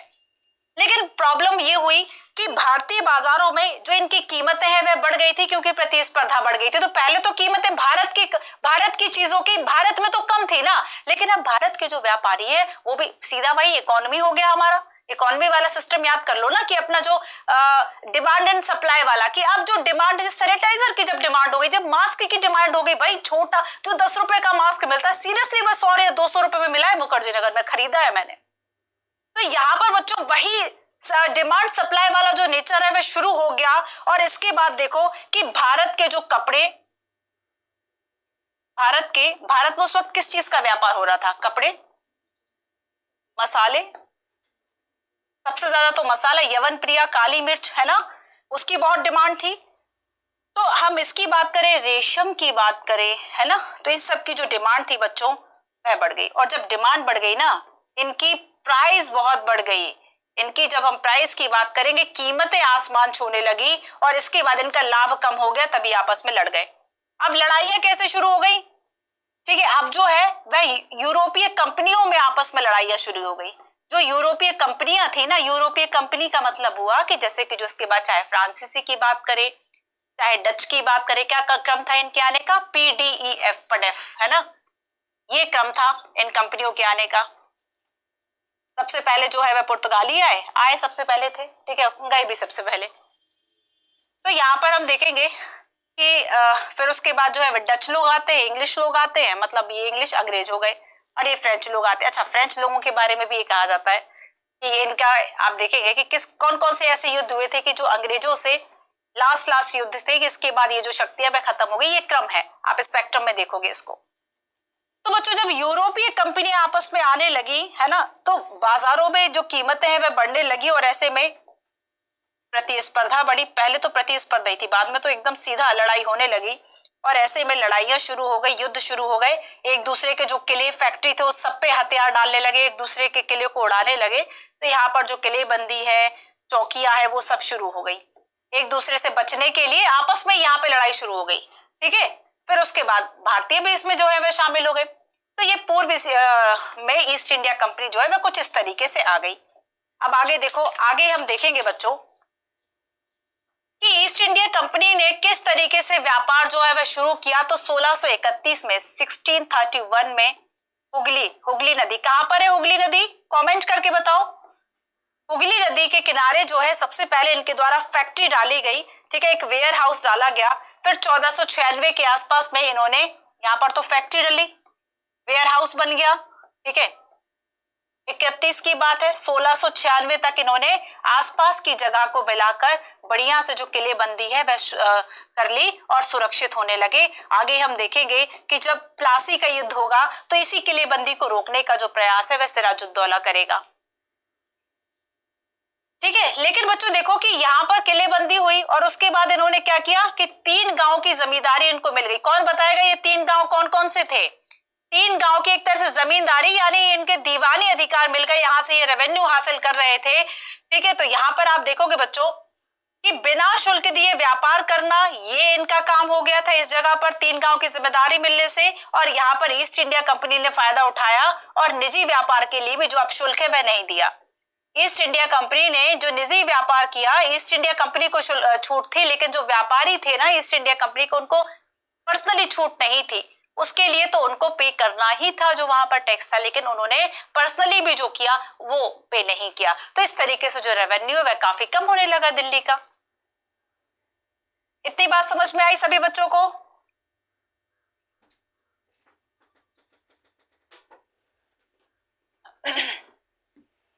इतनी बात आप सभी को समझ में आई बच्चों?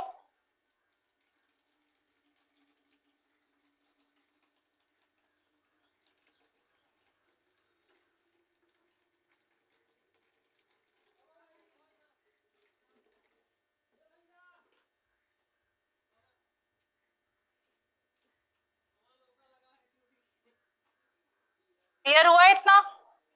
अब देखो बच्चों आगे क्या हुआ कि निजी व्यापार जो है वह शुरू हो गया और आगे मैं कुछ अपने कुछ और जो बातें हम करते हैं कि किस तरीके से व्यापार से लेके युद्धों तक अब जो ये कंपनी है वह काम करेगी, ठीक है। व्यापार से लेके युद्धों तक किस तरीके से ये जो काम है वह करेगी। क्या लिखा है आपने? सूतानाती, कालीकट एंड गोविंदनगर, बिल्कुल सही, वही कालीकट जो आज कलकत्ता कहलाता है बच्चों, वही कालीकट, ठीक है। तो यहाँ तक की बात शुरू हो गई और ये जो चर्चा थी ना बच्चों, ये थी यहाँ तक की चर्चा, ठीक है, ये यहाँ तक की चर्चा हो रही थी। अब हम आगे चलते हैं, आगे चलते हैं और कुछ चर्चा इसके आगे की करते हैं कि आखिर व्यापार से लेके युद्ध तक कैसे चर्चा हो और इस वाले मैप में ये जो है वह किस तरीके से आते हैं, ये दूसरी बात हम समझते हैं। चलो इसके पहले क्वेश्चन का आंसर दो, जरा क्वेश्चन का आंसर दो जल्दी से।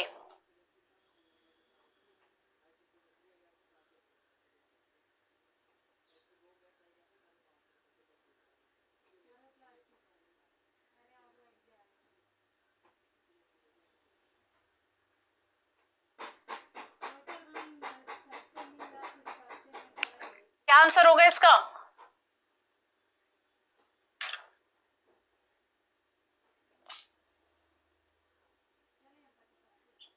यूरोपीय व्यापारिक कंपनी भारत की तरफ आकर्षित क्यों हो रही थी?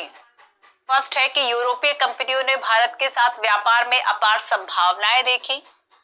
यूरोपीय देशों ने भारत की अनेक वस्तुएं, कपास, रेशम, काली मिर्च, इसकी भारी मांग थी और वे भारत में कम कीमत पर सामानों की खरीद कर वापस यूरोप जाकर उन्हें ऊंची कीमत पर बेच सकते थे और इससे काफी बेनिफिट जो है वह कमा सकते थे। तो क्या ये सभी बातें सही होंगी? डेफिनेटली ऑप्शन नंबर डी सभी बच्चों ने कहा है, वेरी गुड, है ना। So option number D is a right answer. चलो एक क्वेश्चन और बताओ, और अब मैं आपको बताने वाली हूं कुछ युद्ध के बारे में। प्लासी और बक्सर की हम बात करेंगे। कहते हैं कि प्लासी में जो कमी थी वो बक्सर के युद्ध से पूरी हो गई थी, ठीक है। इसको हम पढ़ेंगे आखिर ये सेंटेंस क्या कहता है अपने आप में। बंगाल के नवाब और कंपनी के बीच में विवाद के क्या कारण थे? पहला कारण था कि नवाब ने कंपनी को जो छूट है वह देने से मना कर दिया। नवाबों ने कंपनी को व्यापारिक अधिकार देने के लिए बहुत अधिक धनराशि की मांग की। नवाब ने कंपनी को सिक्का ढालने का जो अधिकार है वह भी देने से मना कर दिया, या फिर सभी। क्या कारण होंगे इसके? क्या सभी कारण होंगे? आओ समझते हैं कैसे। व्यापार से युद्धों तक की जो कहानी है वह चली कैसे? व्यापार से युद्धों तक इंपॉर्टेंट नोट्स ही हम बनाएंगे, है ना। व्यापार से युद्धों तक की जो कहानी है वह चली कैसे है, उसको शुरू करते हैं। तो बच्चों सबसे पहली जो शुरुआत है, देखो हम दो युद्ध के बारे में बात करते हैं। अभी भी आप सभी का न्यू ईयर ही चल रहा है, चलिए अच्छी बात है। खैर वो तो आप आगे आने वाले कई दिनों तक न्यू ईयर करेंगे और आपका जो 2022 है ना उसको आप इस तरीके से करेंगे क्योंकि आप अभी तक ठीक तरीके से 2023 में पहुंचे नहीं है। तो व्यापार से युद्धों तक की जो कहानी है ये हम समझते हैं 1 जनवरी 2020। चलो मैंने लिख लिया सही, ओके। तो यहाँ पर देखो बच्चों, सबसे पहली बात तो दो युद्धों को पढ़ते हैं, एक तो है आपका प्लासी और दूसरा है बक्सर। एक तो है आपका प्लासी का युद्ध, दूसरा है बक्सर का युद्ध। क्या कारण थे? देखो इसमें पूछा क्या जाता है पीटी में, ये दोनों युद्ध काफी सब बहुत बार जो है वह पूछे गए हैं, ठीक है। यहाँ पर मैं आपको बता दूं इसके क्या कारण थे, क्या परिणाम थे, यहाँ से जो क्वेश्चन है वह पूछे जाते हैं। तो सबसे पहले जब बच्चों हम प्लासी के युद्ध की बात करेंगे तो ये देखो ये अंग्रेज कंपनी के बीच में हुआ था, है ना, अंग्रेजों के बीच में और सिराजुद्दौला के बीच में। तो हम यहाँ पर सिराज लिख देते हैं, निकनेम सिराज वर्सेस कंपनी या अंग्रेज। कंपनी कह लो, अंग्रेज कह लो, ईस्ट इंडिया कंपनी कह लो। तो इसके बीच में जो ये युद्ध है वह हुआ था, ठीक है। और क्यों कहा जाता है कि आखिर प्लासी का जो युद्ध है वह युद्ध ना होकर एक राजनीतिक झड़प मात्र थी, क्योंकि हम देखेंगे कि जब सिराज जो है वह लड़ने गया और इसका जो सामना है वह अंग्रेजों से होता है, तो सिराज की तरफ से फौज बहुत सारी गई थी पर लड़े केवल कुछ ही लोग, बाकी जो है वह बैक रिटर्न करके इस तरफ से यहाँ शामिल हो गए। और यहाँ पर जो सेनापति था सिराज का, ठीक है, हम देखेंगे कि किस तरीके से जो मीर जाफर नाम का सेनापति था सिराजुद्दौला का, वह पहले ही अंग्रेजों से मिल चुका था और वास्तव में ये लड़ाई नहीं थी, सारी चीजें पहले ही तय हो गई थी और जो जीत गया वह कौन था? अंग्रेज था। और इसलिए कहा जाता है कि दुर्भाग्य है इस देश का कि जो पहली लड़ाई थी जिससे भारत को कब्जे में इन्होंने ले लिया था, नियंत्रण में ले लिया था। प्लासी का युद्ध अपने आप में बहुत बड़ा महत्व रखता है क्योंकि एक बड़ी राजनीतिक शक्ति जो है वह यूरोपीय कंपनी बन गई थी, अंग्रेज बन गए थे। तो यहाँ पर सिराज और कंपनी के बीच में आखिर शुरुआत जो है वह कहां से होती है बच्चों? क्योंकि सिराजुद्दौला ना थोड़ा सा यंग एज का था, थोड़ा गुस्सा भी उसको जल्दी आ जाता था और यहाँ पर अंग्रेजों के राजनीतिक हस्तक्षेप से, अंग्रेजों के द्वारा जो राजनीतिक हस्तक्षेप है उसने मना किया और इससे खुश नहीं था वो। इसके अलावा अंग्रेजों ने जो किलेबंदी, याद करो जो फैक्ट्री थी पहले वेयर हाउस बनाया फिर उसकी किलेबंदी होने लगी थी, तो किलेबंदी के खिलाफ जो है इसने रोका, ठीक है, सिराज ने रोका। इसके अलावा देखो कि अंग्रेज जो है वह चूंकि रेवेन्यू नहीं दे रहे थे तो कहा कि चुपचाप जो काम कर रहे हो, जो निजी व्यापार है उस पर जो टैक्स है वह पे करो, रेवेन्यू दो, राजस्व दो। तो ये कुछ ऐसी बातें थी कि अब सिराजुद्दौला अंग्रेजों की जो सरदर्दी है वह बनने जा रहा था और इसी वजह से। और देखो बच्चों कासिम बाजार में एक इंग्लिश फैक्ट्री थी, जाके यहाँ पर सिराज ने ताला लगा दिया, कासिम बाजार। लेकिन आप पढ़ेंगे कि यहाँ पर शायद माणिक चंद का नाम मिलता है, कौन सा नाम है प्लीज बच्चों करेक्ट करो मुझे अगर याद नहीं आ रहा है मुझे। कासिम बाजार हम देखेंगे कि जैसे ही सिराजुद्दौला जो है वह इस फैक्ट्री पर ताला डाल के आएगा और जो यहाँ का जो एक जिसको चाबियां देकर आया था ना वो अंग्रेजों को जाके चाबी दे देगा। तो एक तरीके से ऐसे षड्यंत्रकारी जो लोग हैं वह हमेशा रहे, है ना, एकदम पीछे से घात करने वाले टाइप से, और यहाँ पर इसलिए जो अंग्रेज हैं उन्हें विजय मिलती रही। कहते हैं कि दुष्ट भी वही जगह बनाता है जहां उसे कोई खोट नजर आए, है ना, जहां उसे कोई खोट नजर आती है और वही खोट थी हमारे यहाँ की आपस में एकता और आपस में जो नैतिक आचरण है वह उतना अच्छा नहीं था, दूसरे को सपोर्ट करना। तो ये वाली जो प्रॉब्लम थी, गद्दारों की कमी, जो विलन थे ना वो शुरुआत से ही रहे कि बस थोड़े से पैसे के लिए अपना मान धर्म क्या कहते हैं ईमान, हाँ ईमान, वो सब कुछ बेच देना टाइप से।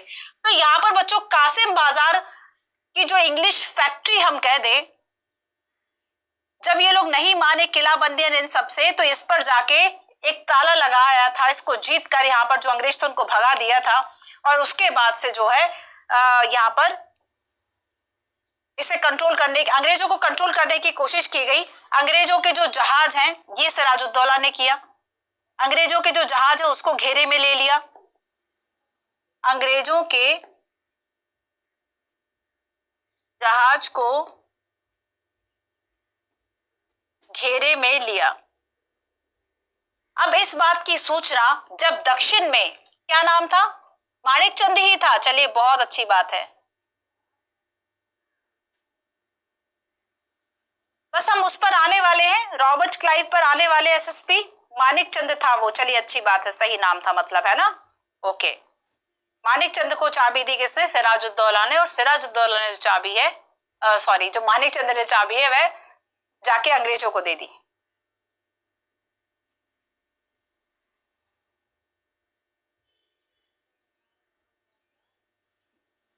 क्लियर है बच्चों? अब आगे देखो, आगे क्या होता है कि अब रॉबर्ट क्लाइव को पता चला कि अच्छा अंग्रेजों के साथ ऐसा हो गया, तो यहां पर रॉबर्ट क्लाइव जो दक्षिण में था, ये इसका नेतृत्व तो बहुत अच्छा था बच्चों।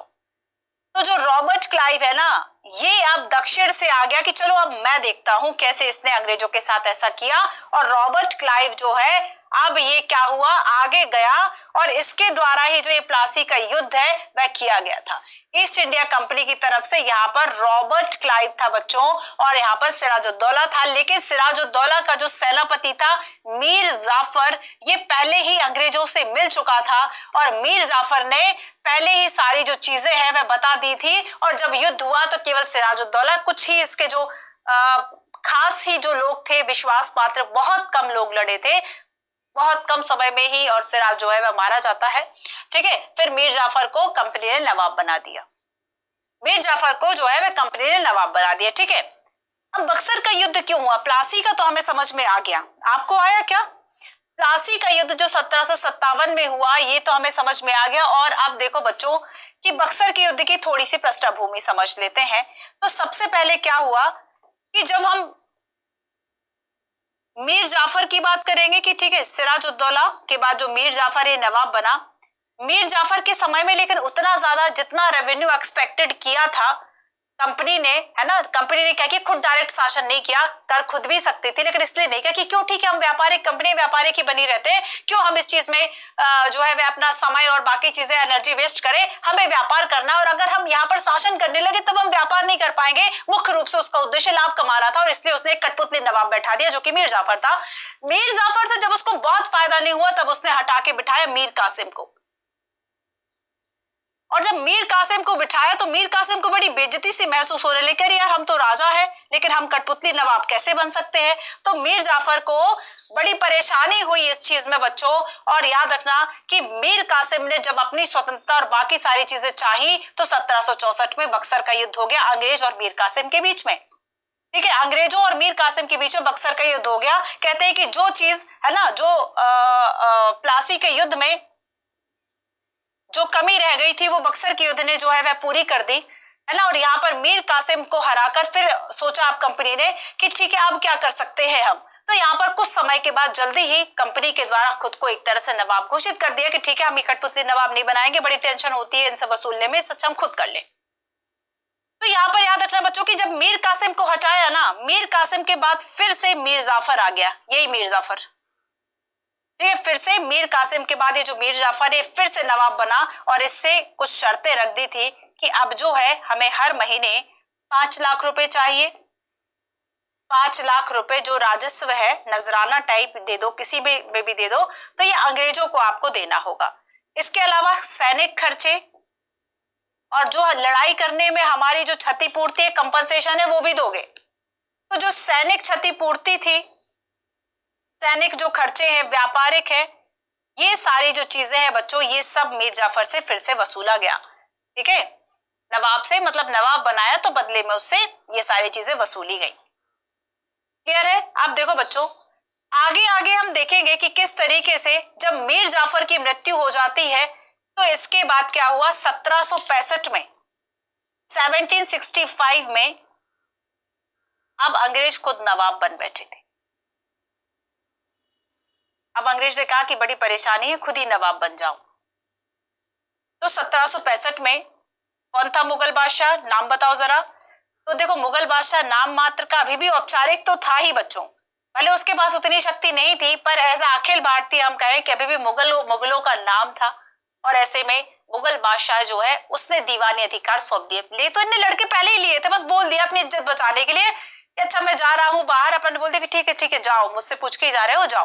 तो वो बताया था, है ना, वो केवल जानकारी आपको दी थी, पूछा नहीं था टाइप से, वो वाली बात हुई थी। तो यहाँ पर जो मुगल बादशाह है, कहते मुगल बादशाह ने दीवान नियुक्त किया। अरे पहले ही ये सारी कंडीशंस हो चुकी थी, कैसे ना करते, बोल दिया कि अब ठीक है तुम ही दीवान हो आज से। तो यहाँ पर ये जो दीवान है वह नियुक्त हो गए, और ऐसे में कहा जाता है कि अब इन्हें इतना राजस्व मिलने लगा था कि अब ब्रिटेन से जो भारत से जो व्यापार करने के लिए ब्रिटेन से सोना चांदी आने लगे थे, अब वो बंद हो गए, इसमें बंद नहीं हो पाए थे प्लासी में, यहाँ पे बक्सर के बाद बंद हो गए। इसलिए कहते हैं कि जो कमी थी प्लासी की वो बक्सर ने पूरी कर दी, कंपनी यहाँ से नवाब बन गई। ठीक है, अब बच्चों जब कंपनी नवाब बन बैठी, अब धीरे धीरे से क्या हुआ कि अब जो कंपनी है उसको और ज्यादा लालच आने लगा कि अब हम किस तरीके से जो है वो और भी लूट घसोट मचा दें, और हम किस तरीके से जो चीजें हैं अपने पक्ष में कर ले। कहते हैं कि केवल 3 वर्ष के बाद ही, ठीक है, केवल जब प्लासी का युद्ध हुआ था ना, और उसके बाद जब अंग्रेजों का कब्जा हुआ था, बंगाल जैसा समृद्ध प्रांत कहते हैं कि महज 3 से 4 वर्ष बाद भी इतना ज्यादा अकाल, इतने भयंकर अकाल से वो ग्रसित हुआ, क्योंकि इनकी नीतियां इतनी ज्यादा एकदम खून पीने वाली टाइप से रही। और इसी वजह से बंगाल जैसे समृद्ध प्रांत में अकाल होता है और 1/3 जो जनसंख्या है वो खत्म हो जाती। ठीक है, तो यहाँ पर ये अकाल की बात हो गई। अब आगे हम देखेंगे कि यहां तक तो हो गया। अब कंपनी ने अपना शासन कैसे फैलाया उसको हम चलते हैं। ठीक है, तो बंगाल और नवाबों के बीच में क्या विवाद था, नवाब और कंपनी, नवाब ने कंपनी को डेफिनेटली, है ना, आया ये सारी बात समझ आई आपको। देखो बच्चों, कंपनी जो है वह सिक्का ढालने लगी थी, और ये जो सिक्का ढालने का अधिकार था ना, एक तरीके से ये बताता है कि आज कोई भी व्यक्ति अगर, या फिर कोई भी एक एंटिटी, कोई इकाई अगर अपनी मुद्रा चलाती है, मुद्रा का एक मतलब केवल आर्थिक नहीं है, वो आपकी आर्थिक स्वतंत्रता को दिखाता है, आपकी अथॉरिटी को दिखाता है कि आप इतने अधिकृत हो गए। और यही कारण था कि हम देखेंगे कि 1857 की क्रांति में एक जो कारण था कि जो मुगल बादशाह थे ना, सिक्कों पर उनका नाम होता था, सिक्कों पर से उनका नाम अंग्रेजों के द्वारा अब हटाने की व्यवस्था थी, और इसलिए बहादुर शाह जफर कहीं ना कहीं, या जो मुगल बादशाह है, वह इस लड़ाई में कूद जाते हैं। ठीक है, तो यहाँ पर सिक्के ढालने का जो अधिकार है ये बड़ी समस्या थी।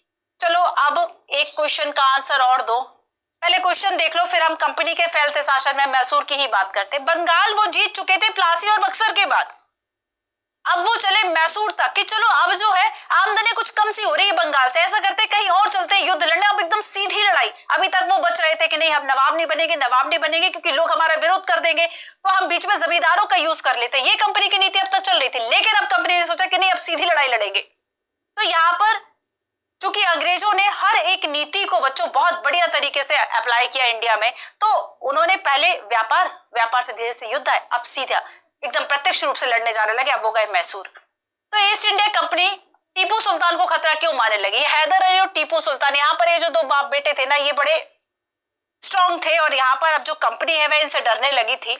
ठीक है, उसके पीछे रीजन था क्योंकि इन्होंने कुछ अपनी स्वायत्तता, अपनी ऑटोनॉमी स्थापित करने के लिए कुछ ऐसे कदम उठाए।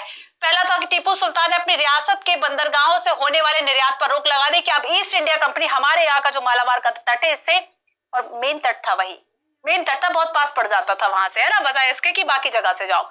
टीपू सुल्तान ने स्थानीय सौदेगारों को भी, जो सौदागर थे, उन्होंने कंपनी के साथ व्यापार करने से रोक दिया। ये तो बहुत बड़ी बात हो गई। टीपू सुल्तान ने भारत में रहने वाले फ्रांसीसी व्यापारियों से घनिष्ठ संबंध स्थापित किए और उनकी मदद से अपनी सेना का जो आधुनिकीकरण है वह कर लिया। तो बच्चों, सेना का जो आधुनिकीकरण है ना, ये भी इनको एक बड़ी परेशानी लगी, और इसी वजह से इन्होंने जाके जो मैसूर है यहां से सीधी लड़ाई लड़ी, और इस तरह से ये सभी कारण कहे जाते हैं। देखो मैं आपको यहाँ पर कुछ बातें जो है वे लिखवाऊंगी। अच्छा, मैं एक बात आप सभी बच्चों को बता दूं कि चूंकि 10 चैप्टर है, सभी इंपॉर्टेंट है, तो हम बहुत ज्यादा जल्दी इस ब्रीफ के चक्कर में, आप देखिए यूट्यूब पर कुछ ऐसी वीडियो है, ऐसा लगता है कि जैसे क्या 3 घंटे या 2 घंटे में पता चला पूरी लक्ष्मीकांत खत्म है। आपको सच में लगता है कि आप ऐसे पलटा दोगे उसको तो आपको बहुत कुछ मिल जाएगा निष्कर्ष। कुछ चीजें जो है वह समझ लेती हैं, अगर आपको उसको वाकई क्वालिटी से करना है, आपको मेंस के क्वेश्चन भी उसमें से निकालने, आपको पीटी के क्वेश्चन से भी उसको समझना है, नोट्स भी बनाने, डेफिनेटली ये टाइम लेगा, है ना, प्रोसेस जो है वह टाइम लेता है। तो इसलिए हम यहाँ पर इसे दो पार्ट में करेंगे। अभी हम कोशिश करेंगे कि 1857 तक हम आ जाएं, उसके बाद हम बाद में स्वतंत्र हो लेंगे पार्ट 2 में। ठीक है, तो यहाँ पर क्या हुआ बच्चों कि कंपनी ने जब शासन फैलाया, तो यहाँ पर हम टीपू सुल्तान और हैदर अली की बात करेंगे। कंपनी का फैलता शासन। अभी तक वो बंगाल में आ गई, समझ गए आप। अब कंपनी का फैलता शासन हम देखते हैं।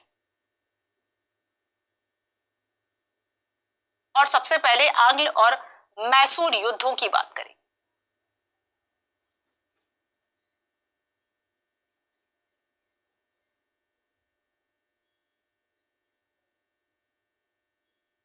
कितने युद्ध हुए थे ये आंग्ल मैसूर, बताओ जरा। अभी आप सभी के कमेंट देखूंगी इस स्लाइड के बाद, ठीक है।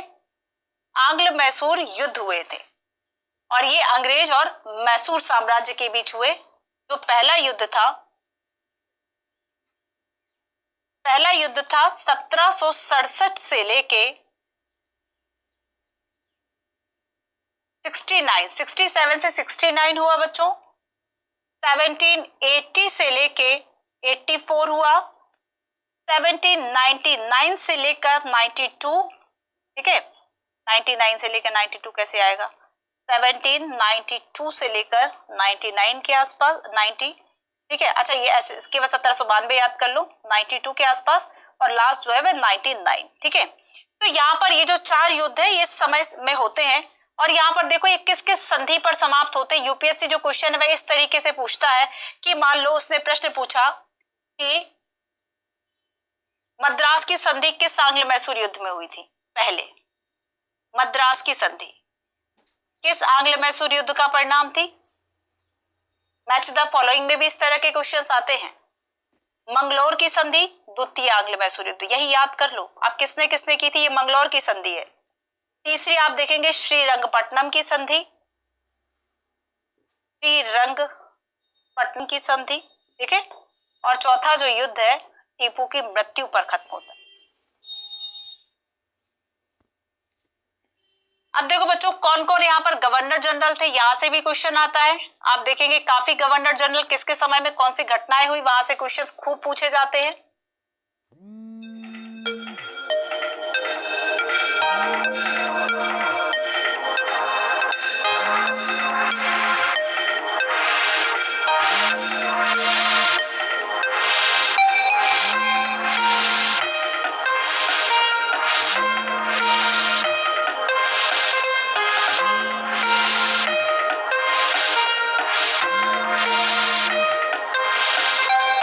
तो यहाँ पर सबसे जो फर्स्ट युद्ध था इसमें लॉर्ड वेरेलिस था।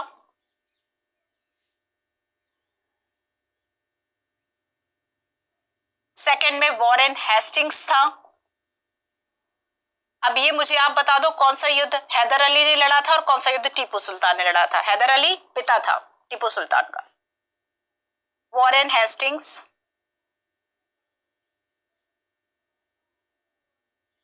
लॉर्ड कॉर्नवालिस तीसरे युद्ध में आया था। लॉर्ड कॉर्नवालिस तीसरे युद्ध में आया था बच्चों। और फिर आया चौथे युद्ध में वेलेजली। वेलेजली आएगा तो सहायक संधि थोपेगा कि नहीं थोपेगा? बस सहायक संधि इस पे थोपी गई थी। याद रखना कि जो अब एक बात देखो, मैं आप सभी से एक फैक्ट पूछती हूँ कि जब आखिरी टीपू की मृत्यु के बाद हम कहें कि जब मैसूर को फाइनली अंग्रेजों ने जब अपने कब्जे में ले लिया, मैसूर को जब फाइनली अपने कब्जे में ले लिया गया तो उसके बाद इन्होंने यहाँ पर प्रत्यक्ष रूप से शासन किया। कितने बच्चों को ये लगता है कि मैं जो कह रही हूं वो सही है? प्रत्यक्ष रूप से अंग्रेजों ने शासन किया, प्रत्यक्ष रूप से अंग्रेजों ने शासन किया। जल्दी से बताओ।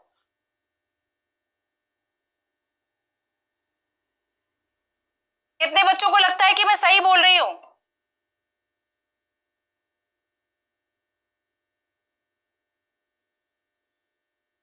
हाँ, शेर मैसूर कहा जाता है, बिल्कुल सही, टीपू सुल्तान को। कमेंट कीजिए बच्चों। हाँ वेरी गुड दीक्षा, जल्दी आंसर देती हो, वेरी गुड, बिल्कुल सही। सही बात बिल्कुल नहीं है, मैं जो बोल रही हूँ वो सही नहीं है, वो गलत है। केवल दीक्षा एक बच्चे ने बस नो बोला, एंड पार्वती आपने भी सही कहा नो, है ना। एंड सत्तू वाला, अच्छा चलिए ठीक है, आपने भी बिल्कुल सही आंसर दिया है, वेरी गुड। तो देखो बच्चों याद रखना कि वेलेजली के बाद से इस पर जो सब्सिडरी जो अलायंस है, जो सहायक संधि है, ये थोप दी गई थी। सहायक संधि क्या है वो आगे बताऊंगी। सहायक संधि इस पर एक तरह से थोप दी गई थी। और यहाँ पर जो टीपू सुल्तान और हैदर अली के पहले पहले ना एक वडियार वंश का शासन था। और इस वडियार वंश को जो सत्ता है वह दे दी गई थी। फिर वही बात कि अंग्रेजों ने ऐसी नीतियां बनाई थी कि क्यों यहाँ पर डायरेक्ट यहाँ के लोगों से लड़ना, राजस्व तो हमें ये दे देगा और हमारा तो मेन यही है कि हमें कैसे ज्यादा से ज्यादा राजस्व मिल जाए, रेवेन्यू मिल जाए। और इसी वजह से उन्होंने क्या किया, वडियार वंश को जो शासन है वह सौंप दिया, सहायक संधि तो है वह थोप दी, आप जो रेवेन्यू है वह देते रहो, सेना के लिए पैसा दो, कंपनी के खर्च के लिए पैसा दो, ये सारी जो बातें हैं वह हो गई, एक तरह से नियंत्रण में मैसूर को ले लिया। क्लियर है इतनी बात की आखिर इन 4 युद्धों के बाद हुआ क्या था। इसके बाद देखो बच्चों कि जब सब्सिडायरी अलायंस का मतलब ये हुआ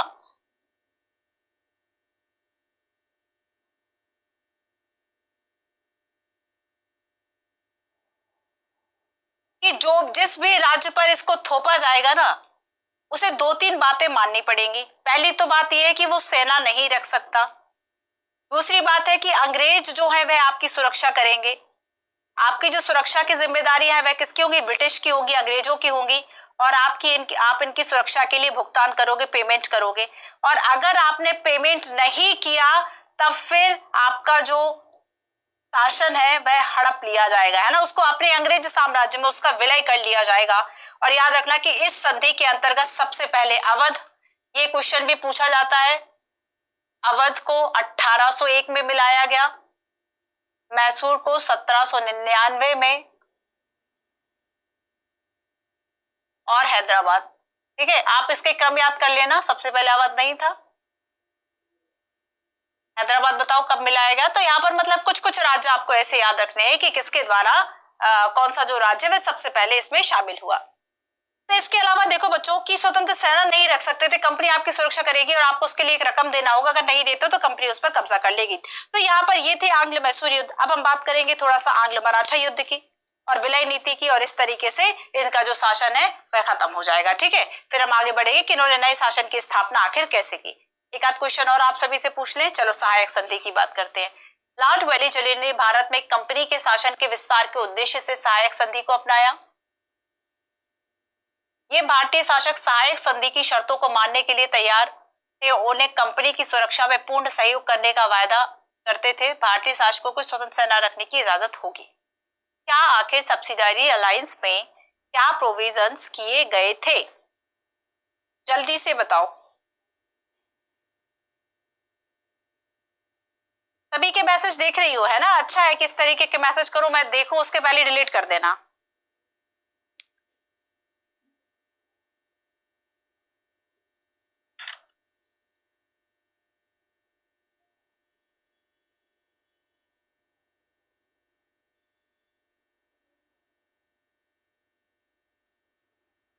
काफी सारे फ्रेंड्स को लग रहा है ऑप्शन नंबर ए इसका आंसर है। चलो आओ देखते हैं।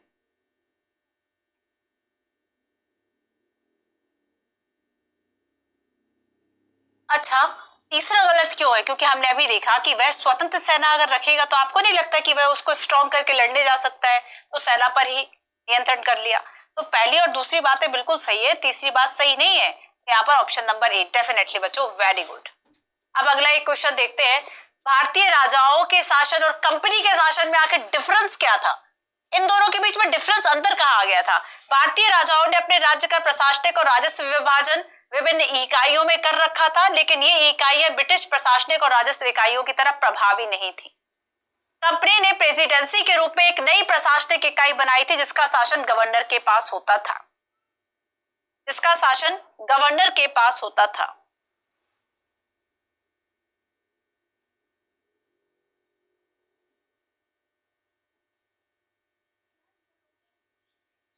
क्या आंसर होगा। अगर हम भारतीय राजाओं की बात करें बच्चों, तो क्या उन्होंने इस तरीके का विभाजन किया था, प्रशासनिक और राजस्व विभाजन।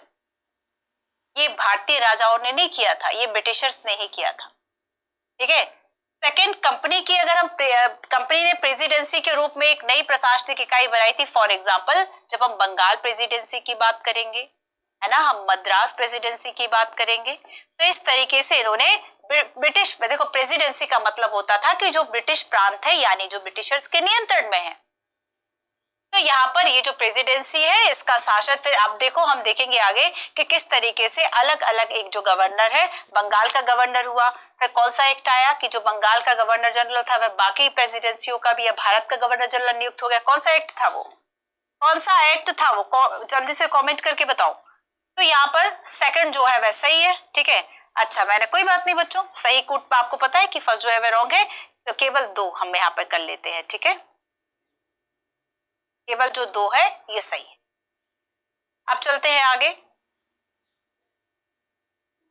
और यहाँ पर कुछ बातें हम करते हैं। पहले हम कंपनी के फैलते शासन में एक दो बातें मराठाओं की और थोड़ी सी कर ले, है ना। कि अब देखो, बंगाल हो गया, बंगाल के बाद थोड़ा सा साउथ घूमा है, मैसूर हो गया, अब मराठों की तरफ चलते हैं। मराठा शक्ति यहाँ पर थी। तो अब हम बात करेंगे आंग्ल मराठा की।